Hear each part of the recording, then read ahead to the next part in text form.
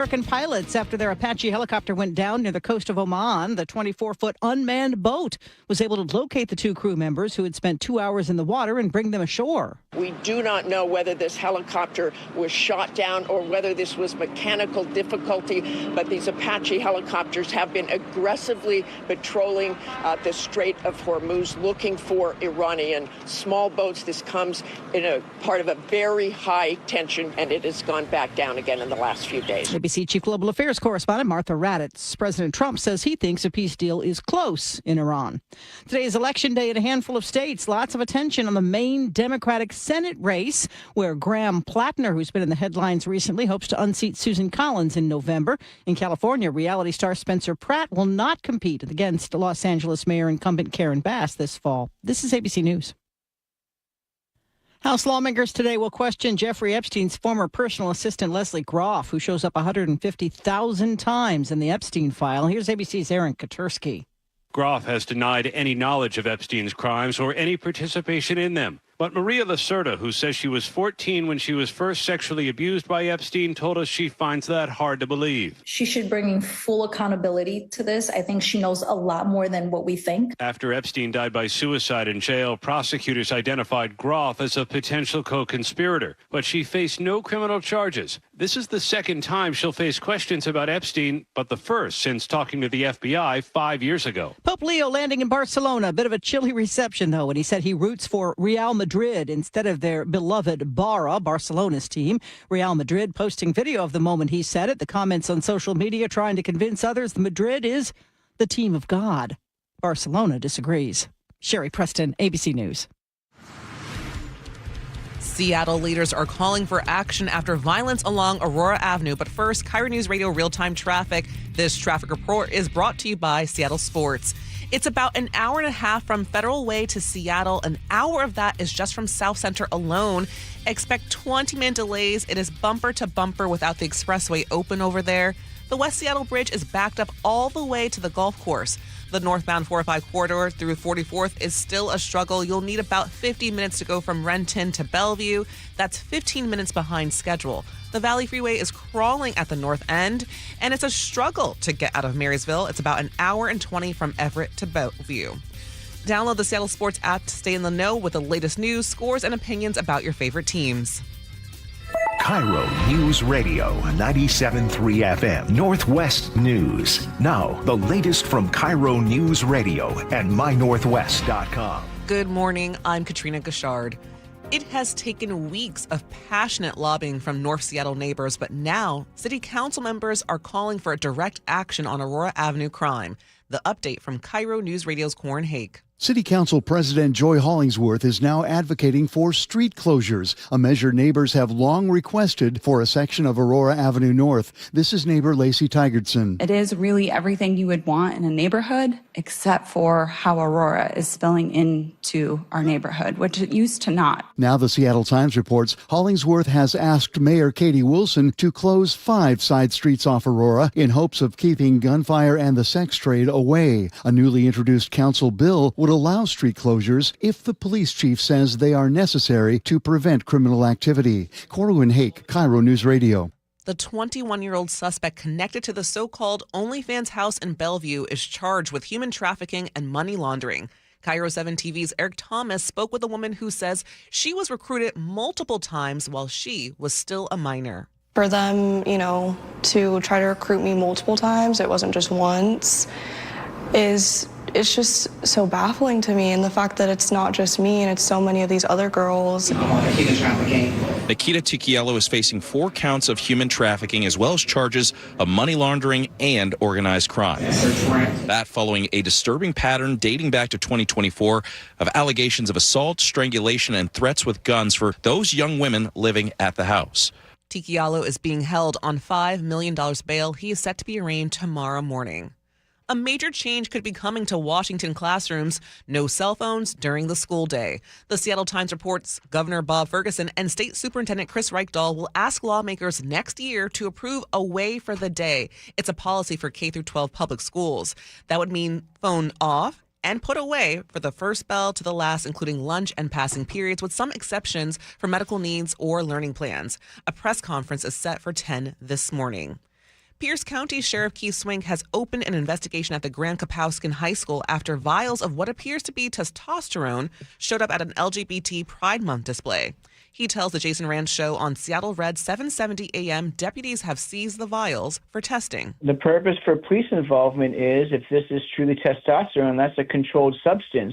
A, you have to have a prescription for it. B, you can't give it out to people. The Bethel School District says the vials were added to the display without authorization, have since been removed, and those responsible have been identified as officials review their display oversight protocols.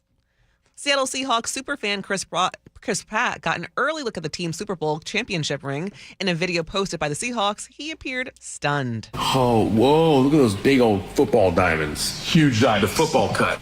The rings will be unveiled Thursday before players, coaches, and staff. Pratt, a longtime Seahawks fan, graduated from Lake Stevens High School back in 1997. And now to your KIRO News Radio weather. We've got lots of showers today. Highs will be cool again in the 60s. Right now, it's about 56 in downtown Seattle. I'm Katrina Gashard, KIRO News Radio. Your best source for local news, serving Western Washington and the world with the KIRO News Radio app. Always streaming live on your smart speakers. You're listening to KIRO News Radio, Northwest News. This is the Gee and Ursula Show with G. Scott and Ursula Reutin. Hey, good morning, everybody. It is the Gee and Ursula Show. Grateful that you're hanging out with us on a Tuesday. Ursula is out. She's out there on a cruise in the Mediterranean Sea. Good luck to her, having some good old time out there. But don't you worry, I'm not by myself.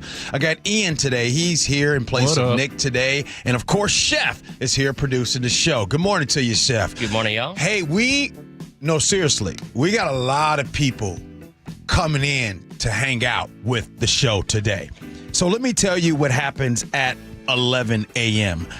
We go down to Thurston County. Thurston County Sheriff Derek Sanders, he joins the show. Looking forward to that. And coming up at 10 o'clock, Seattle Police Chief Sean Barnes comes in studio. He's on the show today. We're going to ask him all kinds of stuff because, as you all know, we're 6 days away from kickoff from the official first time the World Cup right here in Seattle, Team Egypt versus Team Belgium. And a lot of stuff we got going on today. I'm so excited that you're hanging out with the show. Before I get to the top stories, I want to ask you those texting, 888-973-5476, Muckleshoot Casino Resort text line. Do me a favor.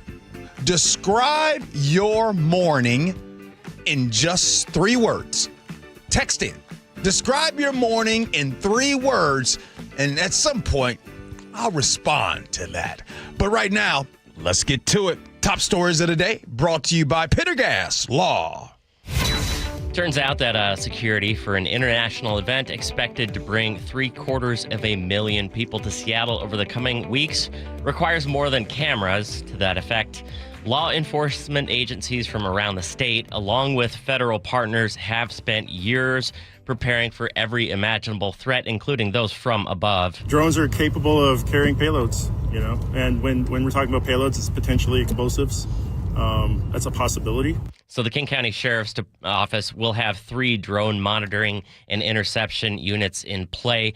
Hundreds of officers and personnel from 50 agencies and departments. They're all going to be working under the command of Seattle's Office of Emergency Management. And despite the massive security requirements for the World Cup, the Seattle Police Department and the King County Sheriff's Office will not be pulling any officers off of the regular patrol duties. Yeah, as someone who definitely I'm going to be down at all 6 matches for the World Cup. You're in the mix? Let me just tell you, security is very important. It's vital. But I want to just point something out, as you all know that I usually do.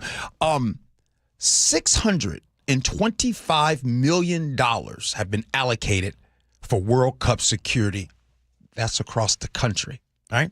$30 million have been allocated right here in the state of Washington. Now, I'm sure there'll be some overtime. Shout out to the police getting that OT. Can't hate on you for that. You need that.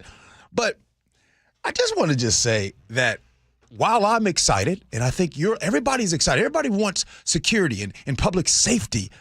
It's just every single time when people pick and choose when you need money, I thought we was broke.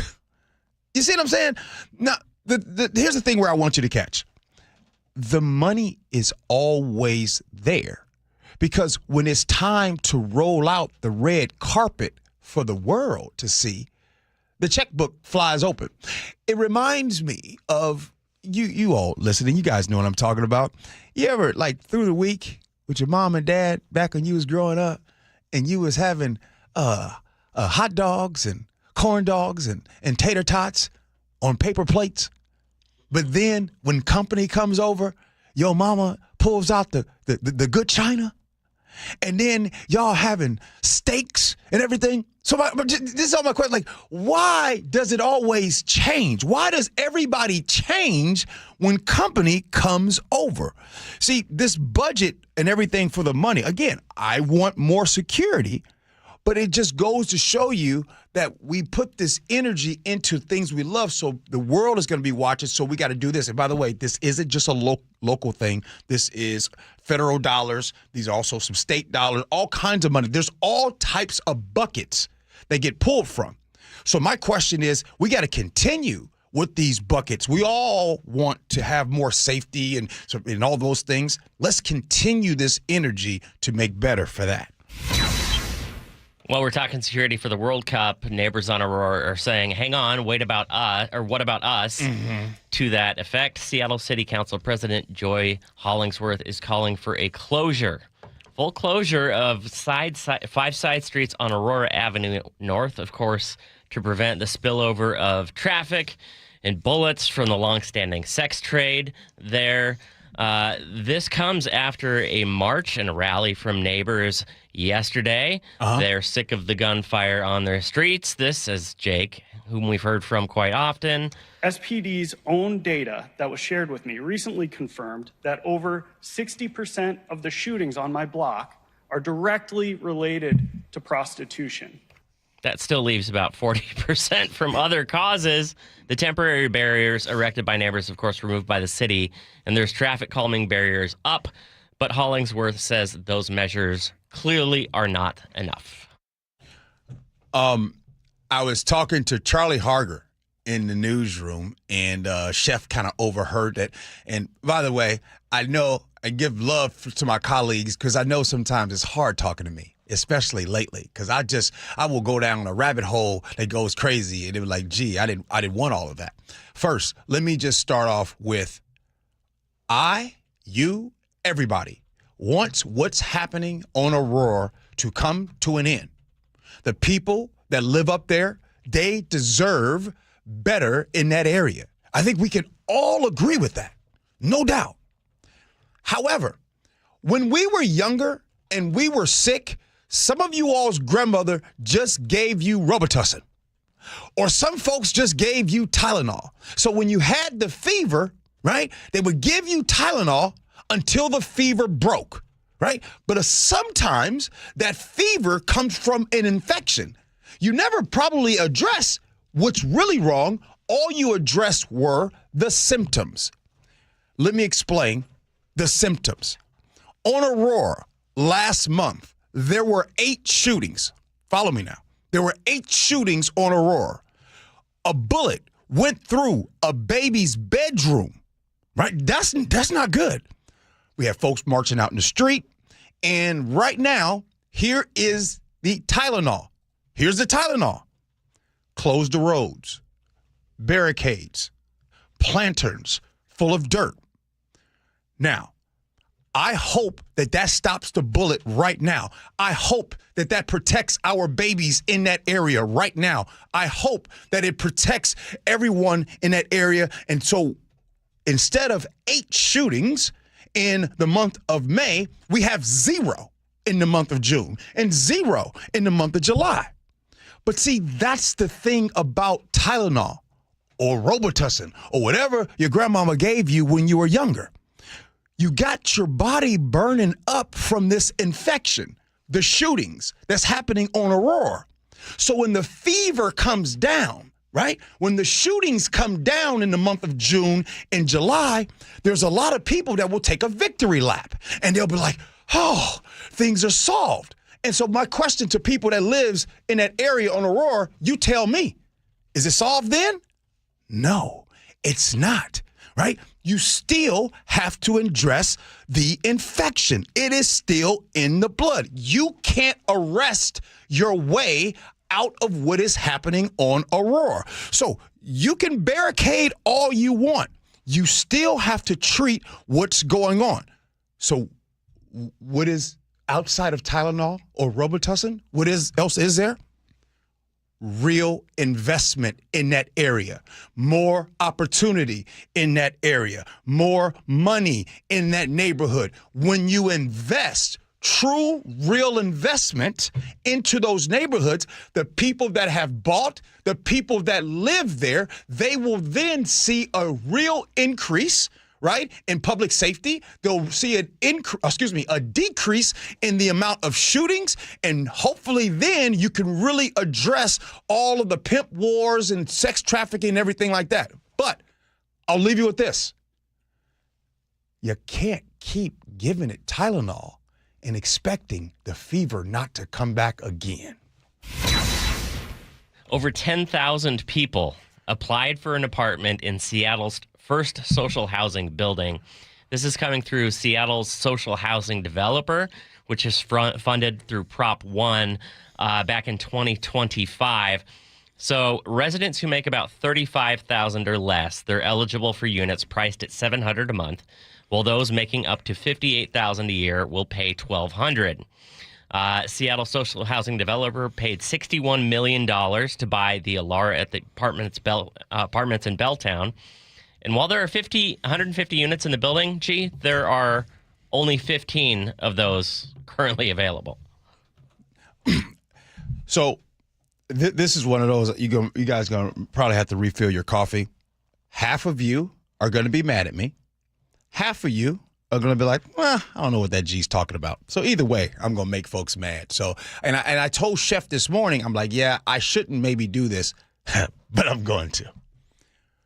So this place, the city, if you guys remember, they agreed to this tax, right? The tax is on companies that are cutting $1 million paychecks. And so this tax will bring in, so the city, they're spending $61 million on just this.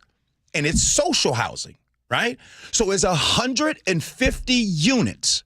That's it for this place. So then you heard Chef just say, like, well, 150 units. How many people applied? Like he said, 10,000 to be exact. 10,243 people applied for 150 units. Of those 150 units, they have put to the side 15 units. So that means, I'm not the best with math, that means that 6,985 applicants will be told no. You will not get those spots. Only 15. And those 15, they make $34,500 a year or less, which Chef said, which is 30% of the median income or less. This proves one point for sure. The need for housing is real. But I'm also going to show up and tell you that let's stop pretending that 10,000 people in this situation are lazy and or looking for a handout. Nobody signs up for a lottery, right? These are people that are truly trying to change their living situation. Now, why did I set it up like this? Because I'm going to say something and I want to make sure that there's full context in what I'm saying. I don't want people to think that I don't care. I don't like this way of doing things. That's what I'm going to come out and say. Here's my problem with it. A cheaper place to stay only fixes one bill. That's rent, right? The rent is not the only thing that is out here that is going to bury you with expenses. You still got your car. You still got groceries. You still got gas. You still got the lights. You still have kids. You still have a copay. So when you move into a discounted apartment, right, in this situation, you're kind of stuck, right? You got yourself a real nice seat on a bus that's really going nowhere. I want to go back to what I saw in the 80s, and maybe you all saw this too. Social housing, inexpensive rents.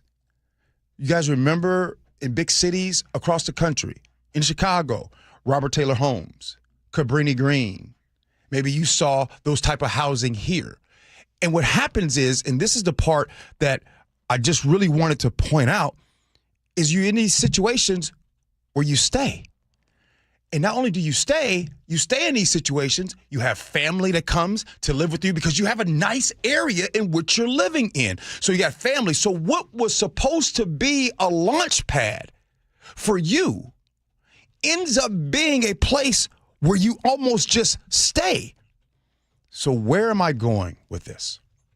I'm going where this is the situation. Why haven't we tried another approach? Why is it always this approach? Because this is city dollars. We have a lot of private builders out here that would love to keep building places, but in fairness to them, they don't want to build a place where they have to lose money because they would need tax money too. Why don't we give people the money? So remember, there's only 15 spots that 7,000 people are applying for. So what happens to the 6,985? They're being told, no, there's no place for you. So now what do? Imagine if we can do something that would widen that net just a little bit more. Money in their hands. You give a family or one of those applicants the actual cash to close the gap between what they make and what it costs to live in the city. So in this case, 30% of the median income or less is $34,500 a year. Maybe you don't give them 100%. Maybe you give them up to 75%. So now they have money in hand to go do that. Now they have a situation where like, hey, maybe I'm not living in that area.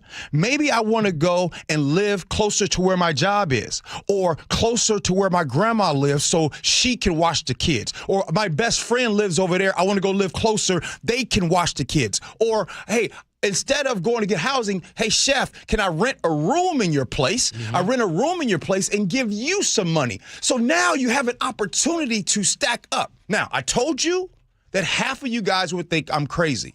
That's fair. That's totally fair. But I'll leave you with this question.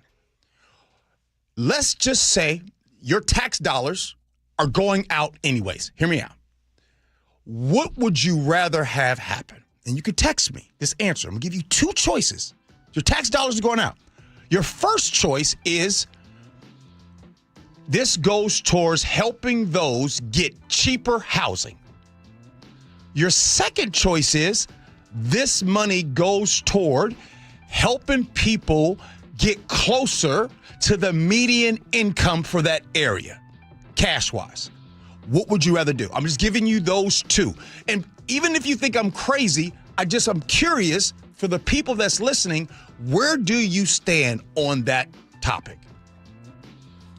All right. Chef, thank you for letting me go on long right there. I think I cleared it up. Hey, remember, the Chief, Sean Barnes, comes onto the show at 10 a.m. But coming up next, I don't know if you guys know this. How many of you have gotten one of those speeding tickets that was supposed to be earmarked for where they're doing construction, but there was no people doing construction, and you still got a ticket in the mail? Chris Sullivan is coming in to explain that next. Gee Ursula.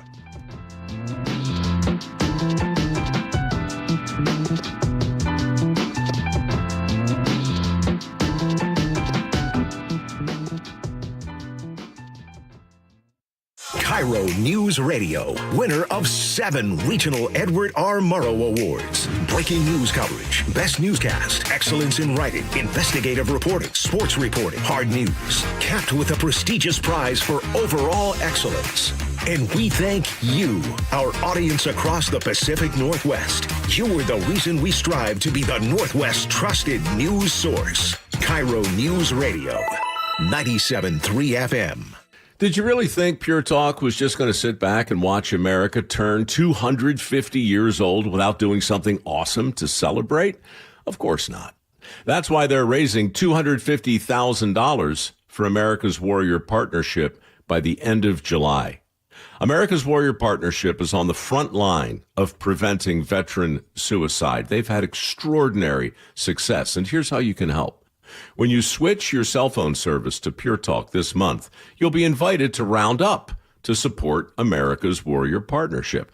No pressure, but if you do, Pure Talk will match your donation dollar for dollar. And to further celebrate 250 years of our extraordinary democratic republic, Pure Talk is offering unlimited talk, text, and data for just $34.99 a month. Dial pound 250, say Mike Rowe. That's pound 250, say Mike Rowe. And happy birthday to us. A shot to center field. Julio is there, and Julio makes the catch! At T-Mobile Park, you've always got the best seat in the house, even when there's not an actual seat, because you're in the T-Mobile pen. They're going crazy here at T-Mobile Park. The pen isn't just the perfect space to hang with your whole crew. It's where you can see Julio defend the no-fly zone 1 minute and watch Senor Smoke get ready for his big entrance the next. Andres Munoz has simply been incredible. Sure, the pen is standing room only, but with a team this exciting, who wants to be sitting down? Mariners baseball. Try this up. With Mariners value games, you can score tickets under $12 on select dates all summer, including June 16th through 18th against the Orioles. Plus, on Thursday the 18th, the first 15,000 fans will take home a Mariners Stars and Stripes soccer jersey thanks to Alaska Airlines. Get your tickets today at mariners.com. That's mariners.com. Hey, Green Gobbler here. So you've got a clogged drain in your bathroom. Water in the sink's overstaying its welcome. You're spitting today's toothpaste on top of yesterday's toothpaste. You hope that it go away. Yeah, clogs don't just go away. I make them go away. I'm Green Gobbler, the only clog dissolver you need. I'm bleach-free, safe for your pipes, and I work. Guaranteed or your money back. Because I never met a clog that was gonna unclog itself. Green Gobbler. Let the gobbler get it. This is the story of the one who keeps multiple buildings running smoothly day after day. Plumbing that flows, HVAC that hums, cleaning supplies that keep surfaces sparkling. That's why she counts on Grainger. With easy reordering online and 24/7 support, Grainger helps her keep the products she needs on hand. So shelves stay stocked and buildings stay ready. Call 1-800-GRAINGER, click Grainger.com, or just stop by. Grainger, for the ones who get it done. Did you know that nearly half the homes in Western Washington are not properly insulated or not insulated at all? That may be the reason why your home is way too hot in the summer and way too cold in the winter. It may also be the reason that your energy bills are sky high.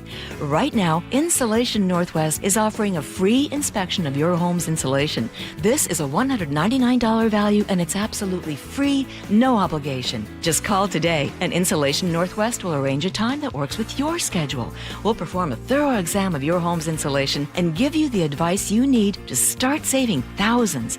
Everyone who calls today will also receive a free infrared screening of your home using the latest technology. This will help reveal any hidden flaws in your home's protective energy blanket. What do you have to lose? It only takes about an hour and it's absolutely free.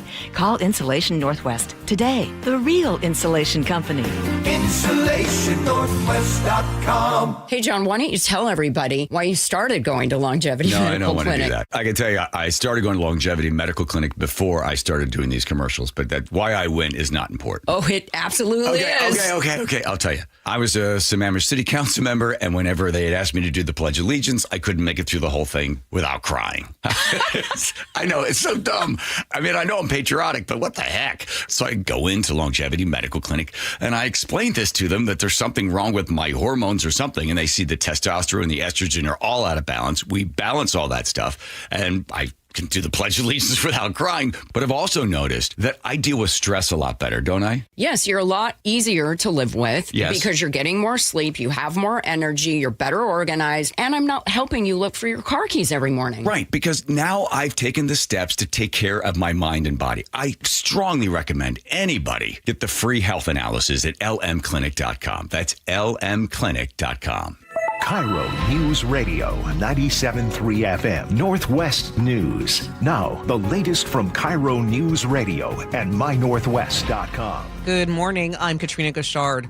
A familiar name is playing a key role in the World Cup public safety. John Diaz was Seattle police chief from 2010 to 2013. World Cup organizers lured him out of retirement to coordinate the city's safety response apparatus. How could you not be involved in the largest sporting event in history? If somebody says, would you do this, how could you say no to that? So I'm very excited about it. Diaz is ready for trouble but doesn't expect it. He says he does expect international crowds to fully enjoy the city and then make plans to come back.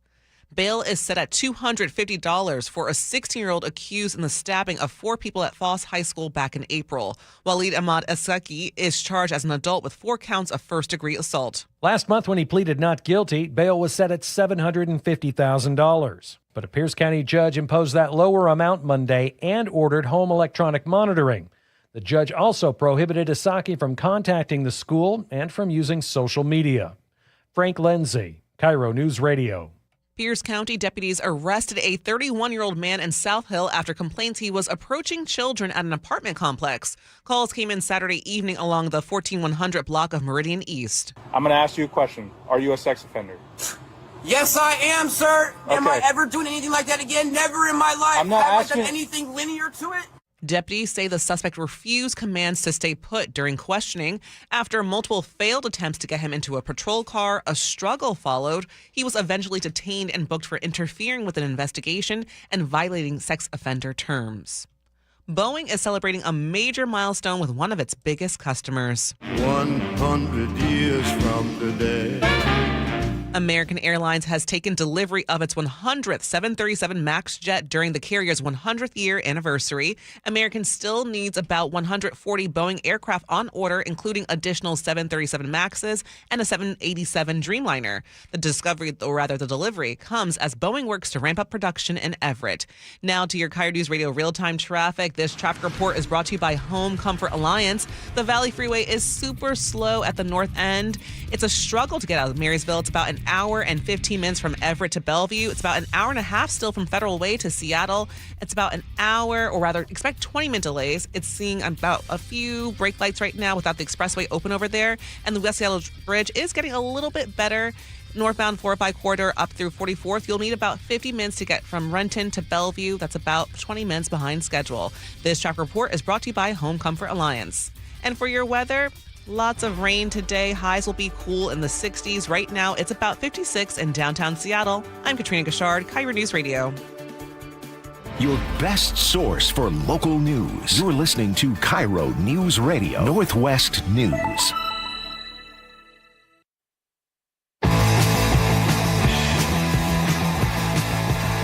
That's right. It is the Gee Ursula Show. Happy Tuesday to all of you. Man, a lot of great text messages this morning. One of the questions that I asked at the beginning of the show, I said, describe your morning in 3 words. Oh, Chef, did we get a whole bunch of folks texting in? I got one I'm about to post on the Facebook page with pictures. Oh, man. I ain't never asked that question before, but I'm glad I did. We have some crafty responses. But if you have one, 888-973-5476, text that in right now. Coming up at 10 o'clock, the police chief, Seattle Police Department's police chief, Sean Barnes, joins the show. And today, even if you never see a state trooper on the freeway and you never get pulled over, you can still get that speeding ticket in the mail. My buddy AJ and Sarah, they got that ticket. So Chris Sullivan is here to explain how in the world that's possible, Sully. Yeah, well, Gee, I think what we have is drivers have kind of a built-in assumption for how mobile speed zone, work zone cameras work, and that assumption is wrong. Okay. So to set the stage, about a year ago, in April of last year, the Department of Transportation started rolling out these mobile cameras that they can put into work zones, because obviously people are speeding way too many work zones. People are getting killed in work zones. We got to find a way to reduce the speeds in these work zones. So these mobile cameras can go out to anywhere, and they set up shop. They put up a sign that says, speed enforcement, in operation. Yeah. And under the law, you can get a ticket for violating that if you go by that camera. Yeah. But the law also says that the speed cameras are only active when workers are present. So I think a lot of drivers have assumptions about what that means. Okay. Like, for instance, your buddy, your friend, Yeah. got nailed. A buddy of John Curley's got nailed in the same construction zone. Okay. On SR 18 over the top of Tiger Mountain. Yep. And they're like, they're basically like, hey, why did I get this ticket? Sure, I knew there was photo, but I didn't see any workers. I don't. Where were the workers? What's going on here? Right. And so the question becomes, what does when workers are present mean? Okay. Not that I'm trying to tell people how to speed through zones or get away for free. No. We need to know. I want to kind of get rid of the assumption in that, and I thought this too. I was guilty of this. Is I'm like, okay, I see the camera, I see the signs. Yeah. I'm assuming that there got to be some people around that. Okay. For me to maybe have the potential to get a ticket, and that's not correct. There is no proximity language in any of the law for this, or the revised code of Washington, the Washington code. There is nothing in there that says the workers have to be anywhere near the camera. If your work zone is 100 yards long or it's 100 miles long, there just has to be one person working somewhere in that zone, whether you see them or not, for them to be present. Can we pause? Yeah. Hold on, man. Hold on. Okay. So let me get this straight. You're saying that as long as signs are posted, correct, and there's one guy or gal that's working. Yeah. But 50, 60, 70 miles away, nobody's working, just that one person, you can still get that ticket. Yes. That's why, and again, that's to the extreme. We don't have very many of those long zones. No. You're saying technically. But technically, because there is no proximity at all. There's nothing about that. And that's why your buddy, John's buddy, got nailed on SR 18. That work zone's about 2 miles long. Right? So that's a pretty lengthy, long work zone going from Tiger Mountain down to I-90. And so, and all you need is that one dude could be in a porta potty, taking a break. They could be underneath. They could be on the side. They can be anywhere in that zone. Now, the State Patrol does review every single citation, and whether workers are present and what that means to that trooper is part of what they call the evidence package. So that is factored in. Okay. But the bottom line is, from what I understand from the State Patrol and the DOT, is that whether they're near there or not, they just need that person or persons working, whether you see them or not. Yeah. You're eligible to get that ticket. So the bottom line remains this: it's up there. The speed is posted. Just follow the speed, and don't assume that you have to see anything for workers to be present, because you may not see them, and you're still eligible to get a ticket. And starting July 1st, the rules change. The first one used to be free. Right? Your buddy didn't get hit with a citation. They hooked him up. Yeah. They worked that out. The legislature wrote this. They're like starting July 1st, first time you go through, you get a ticket, it's $125. Okay. Second one, $248. Yeah. In the one just over a year they've been doing this, 77,000 citations have been written in work zones. That's a ton of people speeding in work zones. All right. But only 10% of them got ticketed for money for doing it more than once. But that's a ton of people speeding through work zones. Okay. Now, Sully, all right. Let's forward think for a minute. Okay. You just said 77,000, even though 10%, but 77,000. So, and you know, for roads and money, could you potentially see in the future that they sit around and be like, wait a minute, we have a way. How about we just don't do work zones? How about we just do period? You're on I-5, you're on the 405, you're on 167, and it's, let's say it's 65 or 60, whatever the case might be, and you go 80 on the freeway because it's open freeway. Do you foresee a time? Oh, yeah. What? Oh, yeah. That's already happening in other states. It doesn't have to be in work zones. It's a way for them to try to reduce. Now, usually it's on the side streets. They doing it on the freeways. Yeah, now? this is on these are in the freeways. Now, I mean, we have it in Seattle. If you think about it, we have bus-only lanes. We have school zones. We have other different locations where you can now have photo enforcement where you don't. But this one, near a hospital, park, anywhere children are present. But yeah, on the freeway, this one, again, they moved this to freeways a year ago, and over the last year as well, they started implementing a pilot project of what you just said. Of a mobile, they did it going into Spokane. Yeah. I drove through it a couple times when Tommy was still playing. So maybe it's been more than a year or 2 years now, where a section was that there's like a mobile camera that they can put there and they can nail you whether you're in a work zone or not. No one got tickets for that. That was a pilot project. But you better believe when they see the dollar signs of how many people potentially did that, I mean, that's a pretty sizable chunk of money, and they'll argue this isn't a cash grab. It's about making people safer and changing our behavior. And what changes behavior more than anything is Cameras. your wallet. Your wallet, right? No doubt. No doubt. But no, that's already happening. I mean, that happened in a pilot project about 18 months ago in two different spots once on I-5 and one on I-90. Quick question. Is this a moving violation since there's no state trooper who issues it? Well, the state trooper does sign off on it, but I believe no. I believe this it's one of those ones, but I'll have to check the law on that to make sure.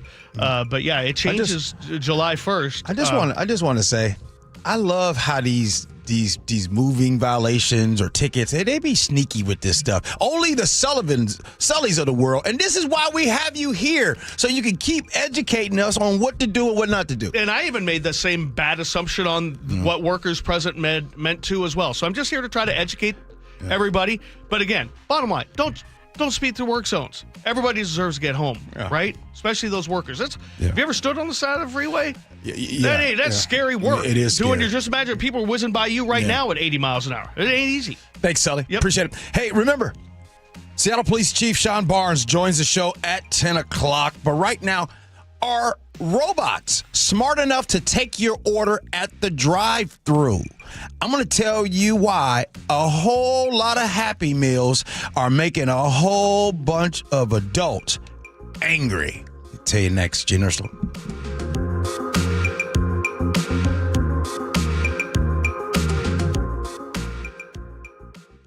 It started as a puddle. Where? In the shower. Uh-oh. Then the kitchen sink. Started backing up? Yeah. I know where this is going. Clogged up. Right. No problem. Beg your pardon? There's no clog we can't clear. You're Dan. From Apollo Plumbing. This is going to get pricey. How about $83? To clear my drain? Apollo Plumbing clears main drains every day. For $83? $83 or it's free. What's the catch? No catch. We'll even do a camera inspection. Why's that? It's the best way to find the cause of your clog. And it's included? No extra charge. Truth is, we hate clogs. I don't love them. Seen them all. Ew. I promise, there's no clog Apollo can't clear. Guaranteed. 83 or free. Goodbye, slow drains. All it takes is an accessible clean out. And Apollo gets my drains draining again. You call, we come, it's fixed. My heroes. Just doing our job. Thank you, Apollo Plumbing. ApolloPlumbing.com. Wait, everything on this IHOP value menu is just $6? I told you it was amazing. A huge plate of pancakes, bacon, and eggs is just $6. Wow. There's also French toast, a ham and cheese omelet, and they got a BLT and fries now. Okay, we're coming here every day. You don't have to tell me twice. Feast for just $6 with the IHOP value menu. $7 in some locations, available every day for a limited time at participating restaurants in the U.S. Hours may vary. No substitutions. Not valid with other discounts or promotions. Prices may vary. Progressive's accident response can detect and send help when you need it most after a major car accident. But other accidents, you're on your own. Like when you accidentally call your wife Mom. When you accidentally say Happy Holidays on someone's birthday. When you accidentally wave at someone you thought was waving at you. We can't help with those accidents, but Progressive's accident response provides peace of mind after major car accidents. Progressive Casualty Insurance Company and Affiliates. Limited availability in California. Driver is responsible for emergency and towing charges not covered by the policy. Let's say you get into a car accident. You end up getting hurt. You're missing work, and now the insurance company wants you to handle the paperwork yourself while you're still recovering. Here's what happens when you go it alone. They throw out a lowball offer. You're on defense from minute one, and you're scraping for a fair shake against people who do this for a living. But here's what happens when you call Harold Carr Law Offices. They handle everything. The paperwork, the negotiation, the insurance company, all of it. You focus on getting better. They focus on getting you what you actually deserve. And trust me, that number is almost always higher than what you would have walked away with on your own.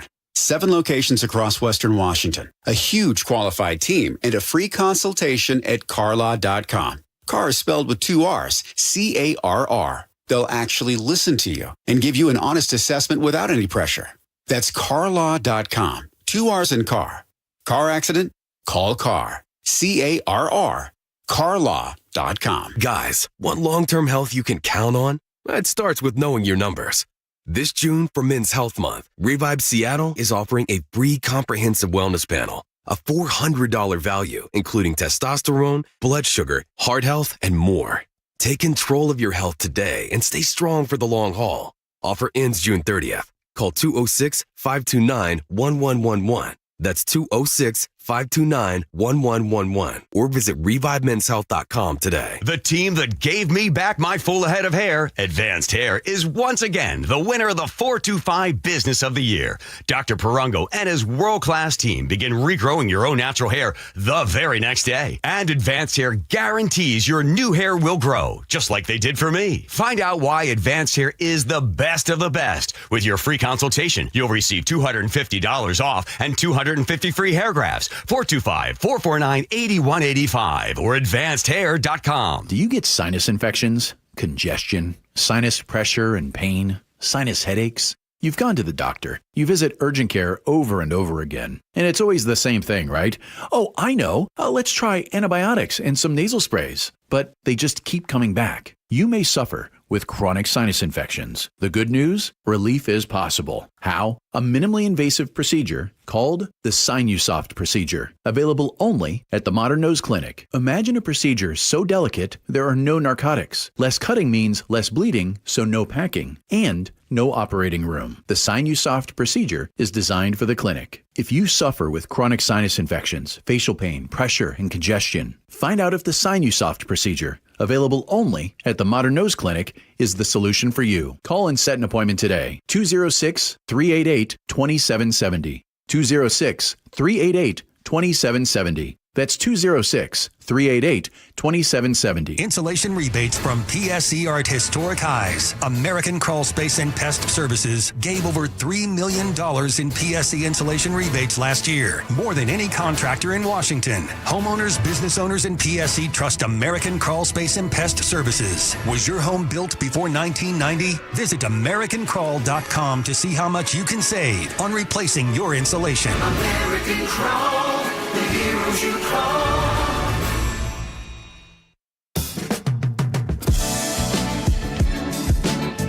It is the Gee and Ursula Show. Good morning to all of you. Happy Tuesday. By the way, this morning I was driving into work, and was it me? It was early, like 4 in the morning, but boy, that rain was coming down hard. I mean, it wasn't wind, but it was just like dump. It felt like somebody was flying above me, just pouring buckets of water onto my vehicle. Did you guys get that rain? But the good news is that rain's going to clear up, and we're going to get a hot time coming up this weekend. And I think Monday, the first match of the World Cup, is supposed to be close to 90 degrees. A little sticky out there. Hey, coming up at 10 o'clock, the police chief of Seattle, Sean Barnes, is going to join the show. And we do need to talk about, and the question is this: are you ready for AI drive-thru? First, let me ask you this. Do you ever get frustrated in the drive-thru? Do you ever get frustrated that it's taken too long? It took you all of 6 minutes to get through the drive-thru, and you get impatient. Or maybe it's not you. Maybe your significant other gets really mad. Oh, what's taking so long? Well, AI right now in McDonald's unveiled an AI ordering system at a trade show recently. Imagine a future where we can recognize our customers as they drive up to the order post, remember their ordering preferences, and even recognize special moments like their birthday. So imagine that. You go through McDonald's, right? And oh yeah, by the way, today's my birthday. Oh man, happy birthday to you. You know, they're going to remember that from here on out. This is your neighborhood McDonald's, right? They remember your neighbor, and then they remember your order. They know you like your large fry. They like you like your large fry, no salt, but give me salt packets in the bag. By the way, that's a trick that my dad used to do all the time because he wanted his fries really hot. So he would always ask for fries with no salt, but I want salt packets in the bag. So then that way he can put his own salt on. Some of you guys, if you know, you know. But here's how it will work in a perfect world. Welcome back, David. May I take your order? Thanks. Can I get my usual? Your usual. The crispy deluxe meal and 2 cookies. Anything to go with that? Yeah, can I see the full menu? Sure. What would you like from the full menu? I'll get a quarter pounder. Without cheese, right? Right. Done. Anything else? I'll also get 3 McSpicy meals. Is that with barbecue sauce? No, hot honey, please. Got it. Anything else for you today? No, that's all. Great. You know what? McDonald's, when we were younger, all of us, you guys remember how much it used to cost? You remember what a value meal, remember when the quarter pounder with cheese value meal first came out? Quarter pounder with cheese, regular fry with a soda. It was under $5. I remember. You get a $5 bill. That thing is like $12, $12 now. And McDonald's, which is supposed to be the affordable food here in America, it's going to get expensive. When the cheapest, you know what they say, when the cheapest seat in the house prices out the very people that it was built for, this is just going to add to the economy prices. But before I keep going, let me ask you, if you had 2 McDonald's in your neighborhood, one with people and one that was AI, one that remembered your birthday, one that remembered your order, which one would you pull up to? Now, I know for text message purposes, when you text in, a lot of you guys are going to say how much that you would go to the one with people in it and staff in it. Then why do we have such a problem these days and frustration where we get so upset if it takes 5 to 6 minutes in the drive-thru? Why do we get so upset that when we go home sometimes, and by the way, I don't know if you guys do this, but before you leave the drive-thru of McDonald's, do you always check inside of your bag? Because listen, look, okay, let me go ahead and throw me under the bus. You guys know I love fries. Like fries is like that's my thing, right? Nothing for me, and if I choose to go get fast food, I haven't done it in a while, but if I choose to go get fast food and they have my bag sealed up and I get home and there's something missing from my meal, my experience is ruined because I know you can easily just go back, but it's just the whole thing's messed up. So I'll ask again, and before I go, Chef, I'll ask you, what you doing? Are you doing AI McDonald's? Or are you still staying with the people? I go through the line right now because they changed the inside. You have to order off a screen, and it takes so dang long. Give me the people. Like, they say the AI is going to work, but if it works anything like the systems I have right now, it'll be hallucinating an order. It's like, you would like 46 cheeseburgers with extra pickles. I'm like, no, I asked for strips. Oh, I'm so sorry that I made a mistake. I completely own that. That's on me. My bad. Yeah, give me people. Give me people. You going? Okay. Folks are texting in saying you're going with the people. Okay. Ian, are you going with the people? Or are you going with AI? Yeah, I'm going with the people.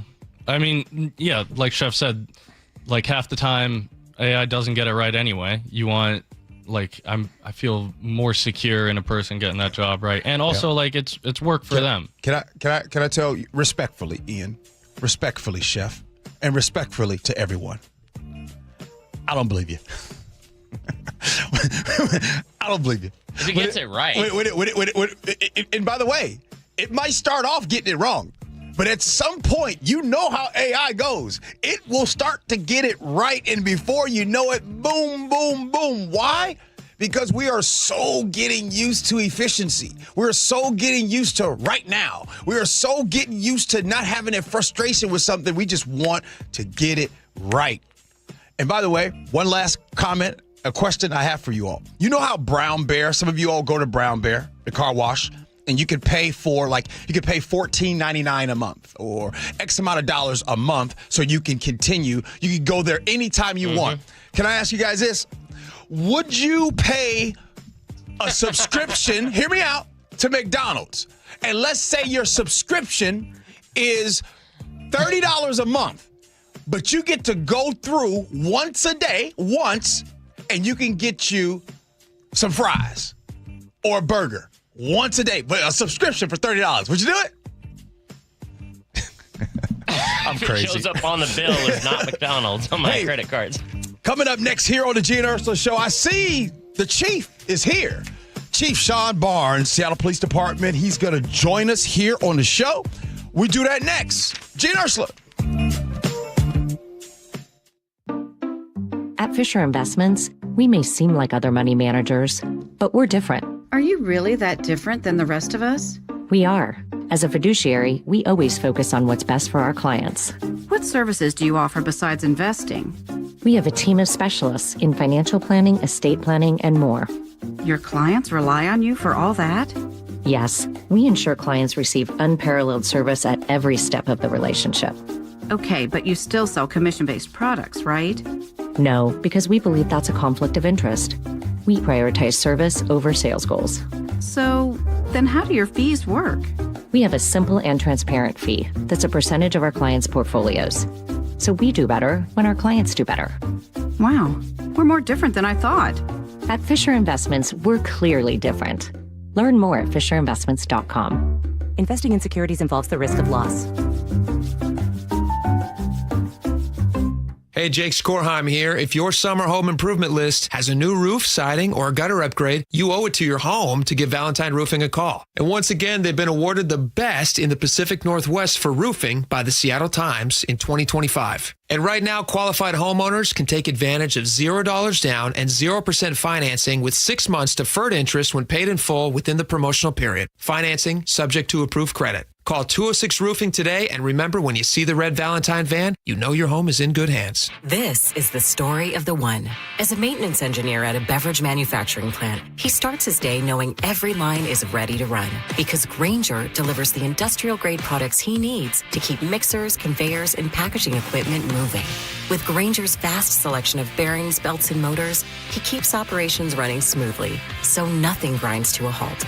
Call 1-800-GRAINGER, click Grainger.com, or just stop by. Grainger, for the ones who get it done.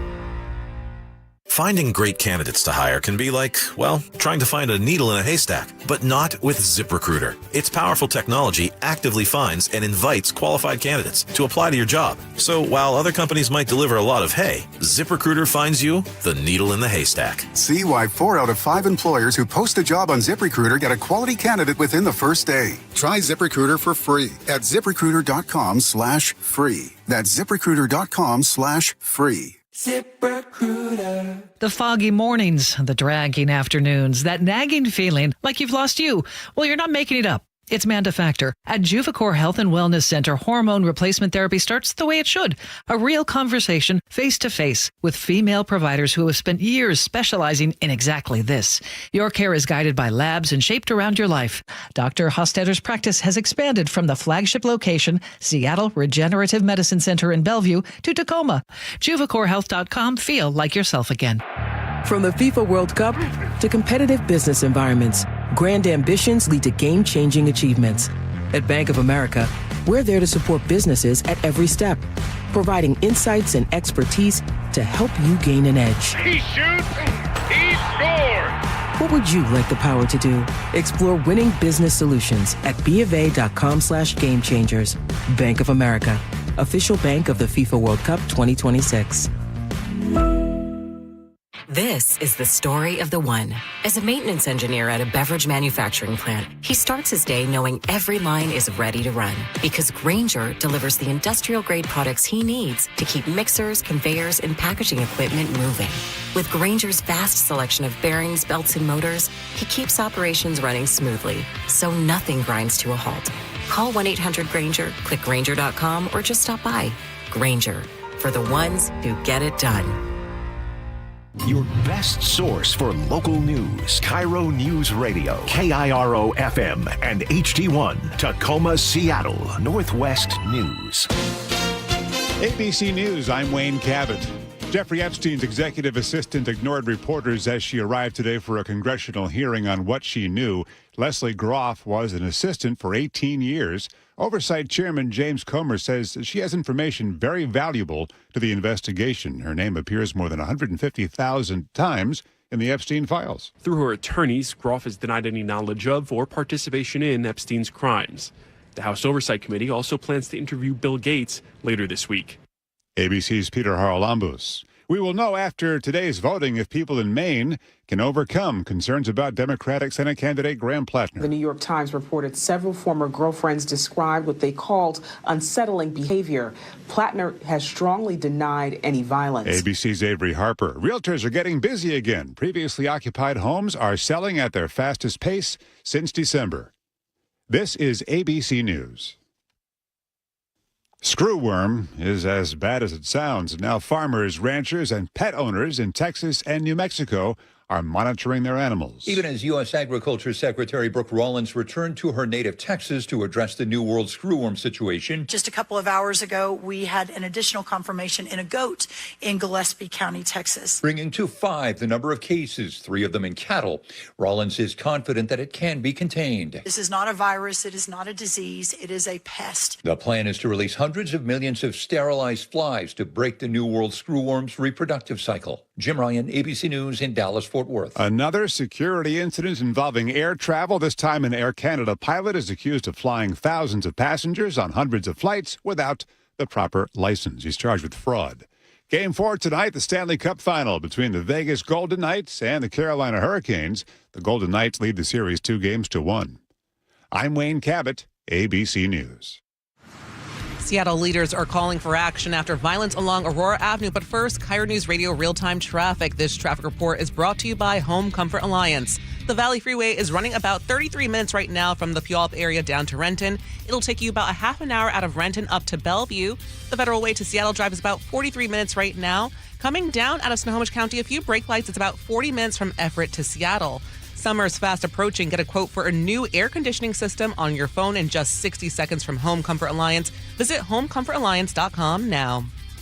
KIRO News Radio 97.3 FM Northwest News. Now, the latest from KIRO News Radio and mynorthwest.com. Good morning. I'm Katrina Gashard. Activist neighbors near gunfire-plagued Aurora Avenue North are finally getting some results. Seattle City Council members are now urging street closures. KIRO News Radio's Corn Haig has the update. City Council President Joy Hollingsworth is advocating a measure long requested by Jake Wallach and other neighbors for a section of Aurora Avenue North where gunfire related to sex trafficking has become alarmingly frequent. SPD's own data that was shared with me recently confirmed that over 60% of the shootings on my block are directly related to prostitution. Now the Seattle Times reports Hollingsworth has asked Mayor Katie Wilson to close 5 side streets off Aurora to keep the bad actors out. Corwin Hake, KIRO News Radio. An Aberdeen father is officially charged with the death of his 4-year-old son. KIRO 7 TV's Madeline Otterly was in court. On Monday, a judge bumped bail from $150,000 to $750,000,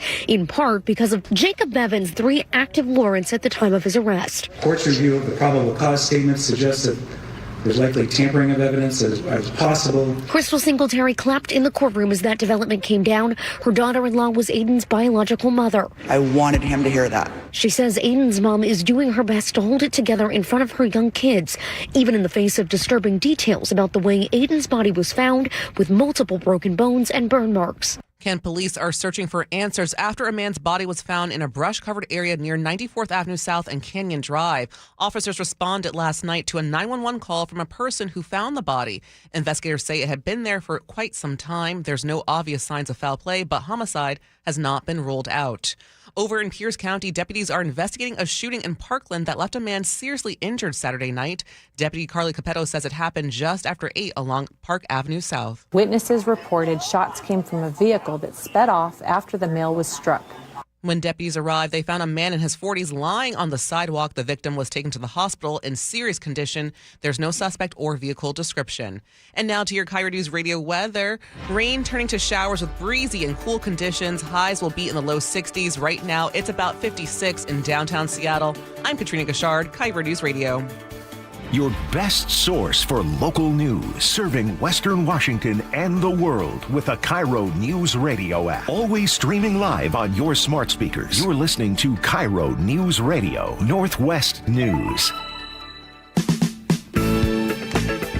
This is the Gee and Ursula Show with G. Scott and Ursula Reutin. Happy Tuesday, y'all. It is the Gee and Ursula Show. Ursula is out on a cruise. She'll be out this week, but don't you worry. We got a lot of stuff going on this week. We'll hold it down here. Hey, coming up at 11 o'clock, we will have on the sheriff of Thurston County, Sheriff Derek Sanders, will join the show. Hey, this show is going to be filled up talking about public safety. That's the thing with everything that's happening right now. But right now, we're going to get right to it like we do at 10 o'clock every single day. What's new at 10? Less than 1 week away. That's it. Big time. The World Cup. All 750,000 people coming in here to Seattle. And, of course, the whole world will be watching as Seattle will have its World Cup matches begin right there on Monday. A ton of preparation has gone into this event. And as we all know, Security is very critical. Joining us right now is Seattle Police Chief Sean Barnes. Good morning to you, Chief. Good morning, sir. Oh, we got to turn. We good? No, hit that. There we go. Good morning. Good morning, Chief. Good morning. All right, good. Hey, I want to get right into it because I remember when you got here, you came in as the interim in, I think, January 2025. Yep. And you got sworn in last summer. Right. And if there's one of the things that I do love that the mayor of Seattle currently, Katie Wilson, has done, I love that she has kept you around because I wanted to go over some numbers. Crime dropped 18% in 2025 and the homicide clearance that improved. Now, I know numbers don't tell everything. It doesn't make everybody feel a certain type of way. But how would you know that the city of Seattle is doing better outside of stats? Well, I think the clearance rate stats is an indication of that. As someone who investigated homicides for a big part of my career and was in criminal investigations as a supervisor, you do not solve major cases without the help of the community and without community trust. That's really the biggest metric that I have to determine how well we're doing. Numbers do suggest that we're trending in the right direction, but more importantly, how does the community feel about us? And so I'm out in the community attending meetings and things of that nature and being out with people, and people appreciate seeing us out. They appreciate the neighborhood resource officers. They appreciate the foot patrols in Capitol Hill. They appreciate us when we're responding to calls in a shorter amount of time. And so that's really one metric that we looked at, but I do feel good about where we are now. There's certainly a lot of work to do, and I'm not one to ever take a victory lap, but we got straight to work. And we got straight to work putting together a crime plan, setting expectations for people. One of the things I always say is unstated expectations cannot be met. I got that from one of my deputy chiefs, and everyone knows their role. Everyone's playing their role, stay in their lane, and your lane is to make sure you're collaborating with other people. Stats. Let's talk about some stats real quick, because I remember before you were the police chief, the headlines and we in the media would say, nobody wants to be the police in Seattle. Everybody's leaving. It is hard to retain. And then there was an expectation and a number that was put up there. And 1,250 was a number that was put up for total police officers in your agency. Now, I want to ask you, where are you right now in the Seattle Police Department as far as stats and numbers of police officers? Absolutely. We have 1120 now on staff. We have 985 officers who are deployable. So the difference is officers who are either in some form of training, on sick leave, in the academy. So once those officers are cleared, we'll add them to that number, and they'll be 1120. We've hired 78 officers just this year alone, and the number of officers who are leaving is consistent with what we saw last year. So last year, we saw a record low number of officers leaving at 34, and that's where we are this year, a little bit up with 38 officers who have separated from the department. So we're seeing less officers leaving over time. More officers are coming in. We have about 200 people who are in backgrounds. Our Skill Bridge program, where we have people who are in the military who are transitioning out, looking to return to civilian life, that number is up. Right. Over 70 people who are going to get out have decided they want to become police officers and continue to serving this community. And I think that's a testament to just the overall appearance of what people think about the department, how we're working with each other, the leadership direction that we've been able to establish, and we're working really, really hard on that. Speaking of, so obviously retention is a big deal. That's happening because we see the stats, we see the numbers, and you're retaining more officers. You said that one of the biggest change that you made was empowering precinct captains. You said that, right? Absolutely. So for the folks who don't live inside of police departments, can you help us understand what that means? What did you do by empowering them? Yeah, it's almost kind of like a federalism type system that I established. This is a big city, a big department. Some of our precincts have over 250,000 people in their precinct, like our North Precinct. And so what I did was I made the precinct captains, if you will, kind of like their own administrator, their own chief, and they have access to the entire police department. My number one priority is making sure that the new boots on the ground go to the precincts. Patrol is the backbone of policing. I'm making sure that when officers get out of field training, they are appropriately assigned to the precincts. And then we ask the captains, what do you need from us to give the type of community service that people want? So some precincts have neighborhood resource officers.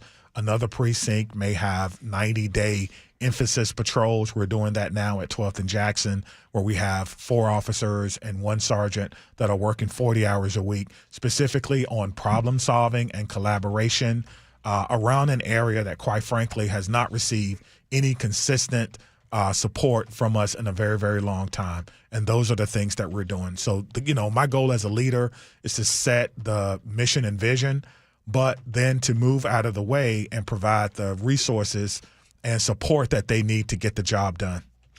You're listening to the voice of Seattle Police Department Chief Sean Barnes here on the Gee and Ursula Show. And Chief, I'm definitely going to get to World Cup stuff in a sec. But before I do, I want to talk about a topic that has stayed in the news because of there were 8 shootings in this area in a matter of 1 month. There have been marches. A lot of our listeners text in. So Aurora, in that area right now, it's a rough spot, right? I have tried my best to tackle and talk about this topic, but I think hearing from the police chief about this topic, there's been all these different suggestions and everything. Where are you in your department with Aurora? Yeah, so, Aurora certainly has seen its fair share of crime, but so has other parts of the city. So I don't want to discredit your listeners who say, well, I hear gunshots in my neighborhood too. We're aware of those, and we test for those every single day. We have what we call a threshold of 4 incidents within a half-a-mile radius within 8 days triggers a different type of response from us. And so we haven't done that before, and we established that by looking at the data to see when things get bigger, when things become a bigger problem, and we're trying to prevent that by having the crime analysts every day look at these thresholds. When did you start this? We started that when I brought on Dr. Lee Hunt as my executive director of crime and harm reduction. And I said, he's a criminologist. I said, hey, Dr. Hunt, I want to make sure that we look at the data and figure out when does crime in Seattle start, when does it get to its peak, and when does it start to dip, and then let's move the needle toward when it peaks, do something immediately so that the time it takes for it to go down naturally is decreased. And we call that micro-time hotspot policing. And so we started that immediately. And so we definitely identified Aurora as one of those particular areas. We had emphasis patrols. We had working with our investigators. We recently, on Saturday, I believe, arrested a gentleman after a long-term investigation for being a pimp, if you will, or human trafficking. And those investigations are not quick. You have to get people who will cooperate. You have to rescue people. You have to do search warrants, pull phone records, business records. It's a lot to do that. And we were able to take what we think is a major player off of Aurora and perhaps save someone's life. And so we're committed to doing that. Hey, I understand the community. I was out there initially doing the first walk. It was on a Saturday, listening to the community. They were very appreciative of what we are. But we don't make excuses. You know, we don't talk about staffing. I told the precinct captains, people don't want to hear about that. They don't want to hear about what we can't do. Let's tell them what we can do. And that's what we're focused in on in that particular area. You'll see increased police presence. You'll see more investigations. You'll see us working on people who are essentially trying to purchase sex services, making sure that we're diverting those folks. And then I know a big topic is around closing the streets, and that's an SDOC function, and they've asked for our opinion on that, and we're going to get back with them by the end of the day on that. Not saying that you can make nothing's perfect, right? But there's a saying that if better is possible, good is never enough, okay? So in this area, if I'm living in the Aurora area and I ask the chief, hey, chief, do you think things are going to get better over here? What would you say to someone asking you that question? Yeah, I think I would say yes. Things are going to get better because, number one, we're having some very difficult conversations. We're having conversations with policymakers around sex trafficking and what that looks like, why people are shooting at each other, this competition for resources. We've seen this before. This is not new to me. I saw it with street-level drug enforcement back in the late 90s where, you know, I policed in the area where you had what we call corner boys that were, you know, essentially running each other off with shots being fired. We saw this with prostitution, and, you know, it's supply and demand. You have to affect both of them. And, of course, no one goes to jail for prostitution, but we need a way to get or rescue people who are walking down Aurora Street so that the competition for real estate is not a thing. And the truth of the matter is we need better, more collaborative efforts in order to do that. You're listening to the voice of Seattle Police Chief Sean Barnes here on the Gee and Ursula Show. The World Cup first match is going to be this Monday. I'm going to be in the stadium for all 6 matches. So for everyone, I want security to be a deal. First, I was reading up, and the World Cup I was seeing is rated a Tier 2. Can you help me and the listeners understand what that is? So that's just a designation from Homeland Security about the seriousness and the opportunity for violence and threats against ongoers based on what the event holds. Okay. You know, obviously we have an event that will feature, you know, Iran, a country that currently we're at war with, countries that have been at war with each other. This is a very serious event. We want it to be fun. We want people to have a great experience. I today chose to wear my FIFA fashion. So okay. This is not what I wear every day, but this is what the department decided on, that you will see officers dressed like me, about 400 each game day, donning what you see me with on today. So I decided to wear it for you today, but so we can be visible, we can be present, and we can deter any bad actors. Okay, so There's nearly 750,000 that's going to be coming here to Seattle. In terms of, and keeping it simple, there's 6 matches from June 15th to July 6th. And road closures, starting hours before kickoff, and all those things. What is the one thing that you need, not the visitors, but us regular Seattle-likes folks, us folks, what do you need us to better understand before Monday? Have patience, plan, get there early, and enjoy yourself. There's going to be a lot of walking. We're going to be restricting vehicle traffic for a reason. There'll be, if you will, a bubble around Seattle Stadium, as it will be called, formerly known as Lumen Field. So you're going to be walking. Take advantage of our public transportation system here. Know what the rules are about what you can bring in, what you cannot. Make sure you have your clear bags. Stay hydrated. We'll have plenty of people out to answer questions, plenty of ambassadors.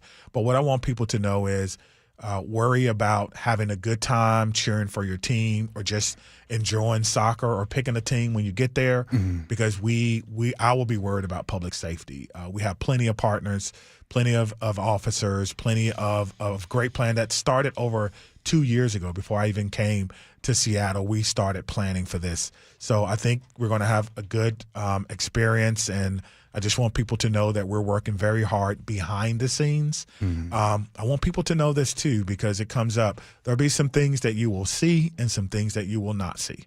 So for bad actors or people who want to engage in human trafficking or anything that is intended on harming other people, be careful, because you never know who you're going to be talking to. Well, obviously, there's going to be a lot of officers. And speaking of officers, one of the things that I did forget to ask you about, because you talked about the number of officers that you have right now, and the goal has been 1,250. Yes. When you talked about the number of officers that you currently have, how's the budget? Do you have the budget that you need to hire and retain these officers? The answer is yes. We are authorized to end this year with 1,250, the number that was budgeted for us, and we intend to do that.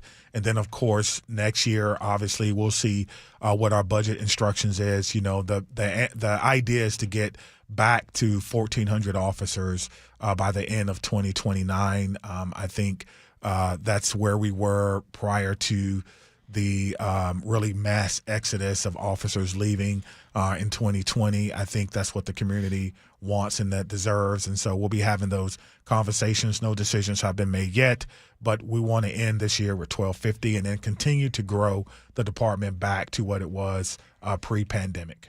That's good. Real quick, what does it mean for you, your department, to have the support of city council, mayor, and all those things? What's that mean to you? It means a lot. It's one of the number one questions I get from officers internally that do the work, as well as from community members. They ask me all the time, how's my relationship with the mayor? How's my relationship with city council? And I always tell them that it's good and it's ever evolving. Like, my job is to continue to make sure that I'm a trusted partner and advisor for city council and for the mayor, and that's what I try to be. No relationship is perfect. I'm certainly not perfect. There's times where, I know I'm going to make mistakes, but, as long as my integrity is not impeached, I think we're in a good place.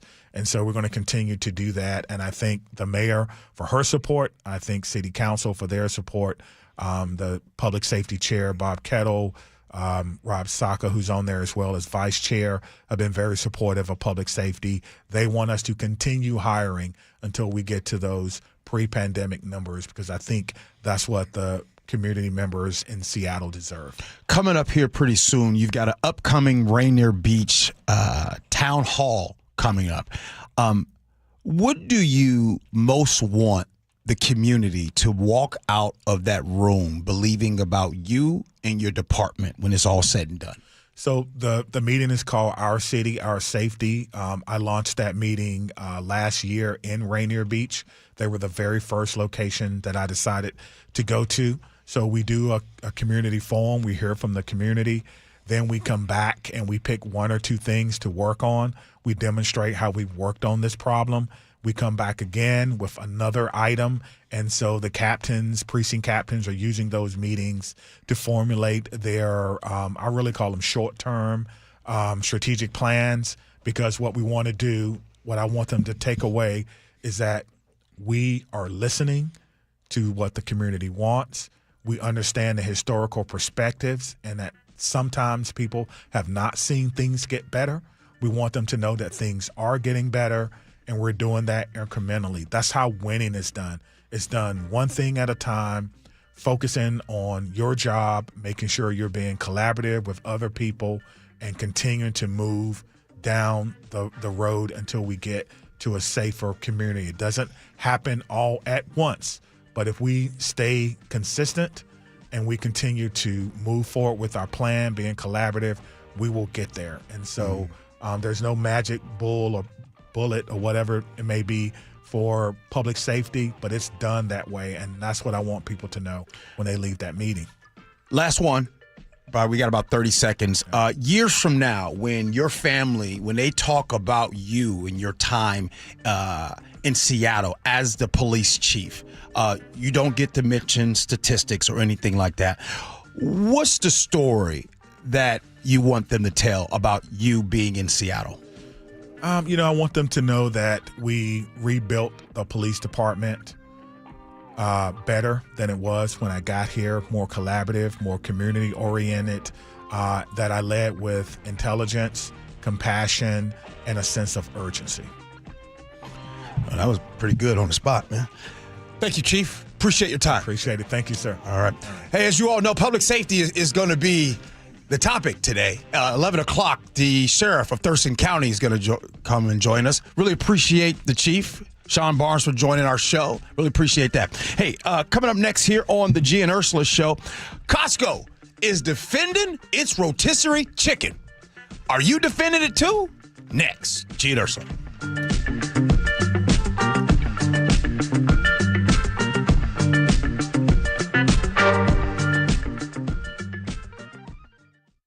Hey, it's John Curley with Dr. Kopstein from K2 Vision RLE. Doc, I heard that 50% of Americans have their lenses replaced by the time they're 75. That's exactly right, John. As we near 50, our eye's natural lens starts to become dysfunctional. If you've now added readers to your need for glasses and contacts, it's a sign the quality and function of your natural lens is fading, and it's a steady decline towards cataracts. Don't go another 20 plus years with poor vision, hassling with contacts and readers. Do what I did. Choose a quick, painless refractive lens exchange from K2 Vision RLE and start enjoying great vision now. Our new lens technology is truly amazing. After replacing over 100,000 lenses, we have the experience to guide each patient to their best solution, even if that's recommending you wait a little while before RLE. K2 Vision RLE can restore distance and near vision permanently, plus never develop a cataract. Read the reviews and schedule a free Zoom consultation now at k2visionrle.com.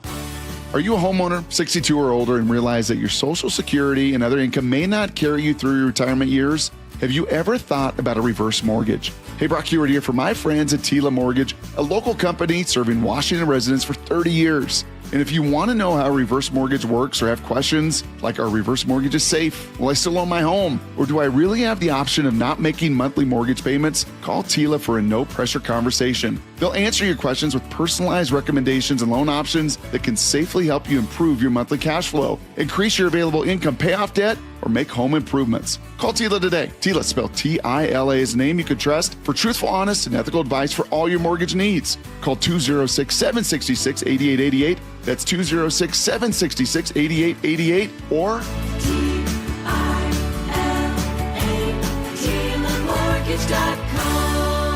Insurance and property taxes are borrower's responsibility. Tila Mortgage LLC is a mortgage broker. NMLS 2472046. Do you get sinus infections, congestion, sinus pressure and pain, sinus headaches? You've gone to the doctor. You visit urgent care over and over again. And it's always the same thing, right?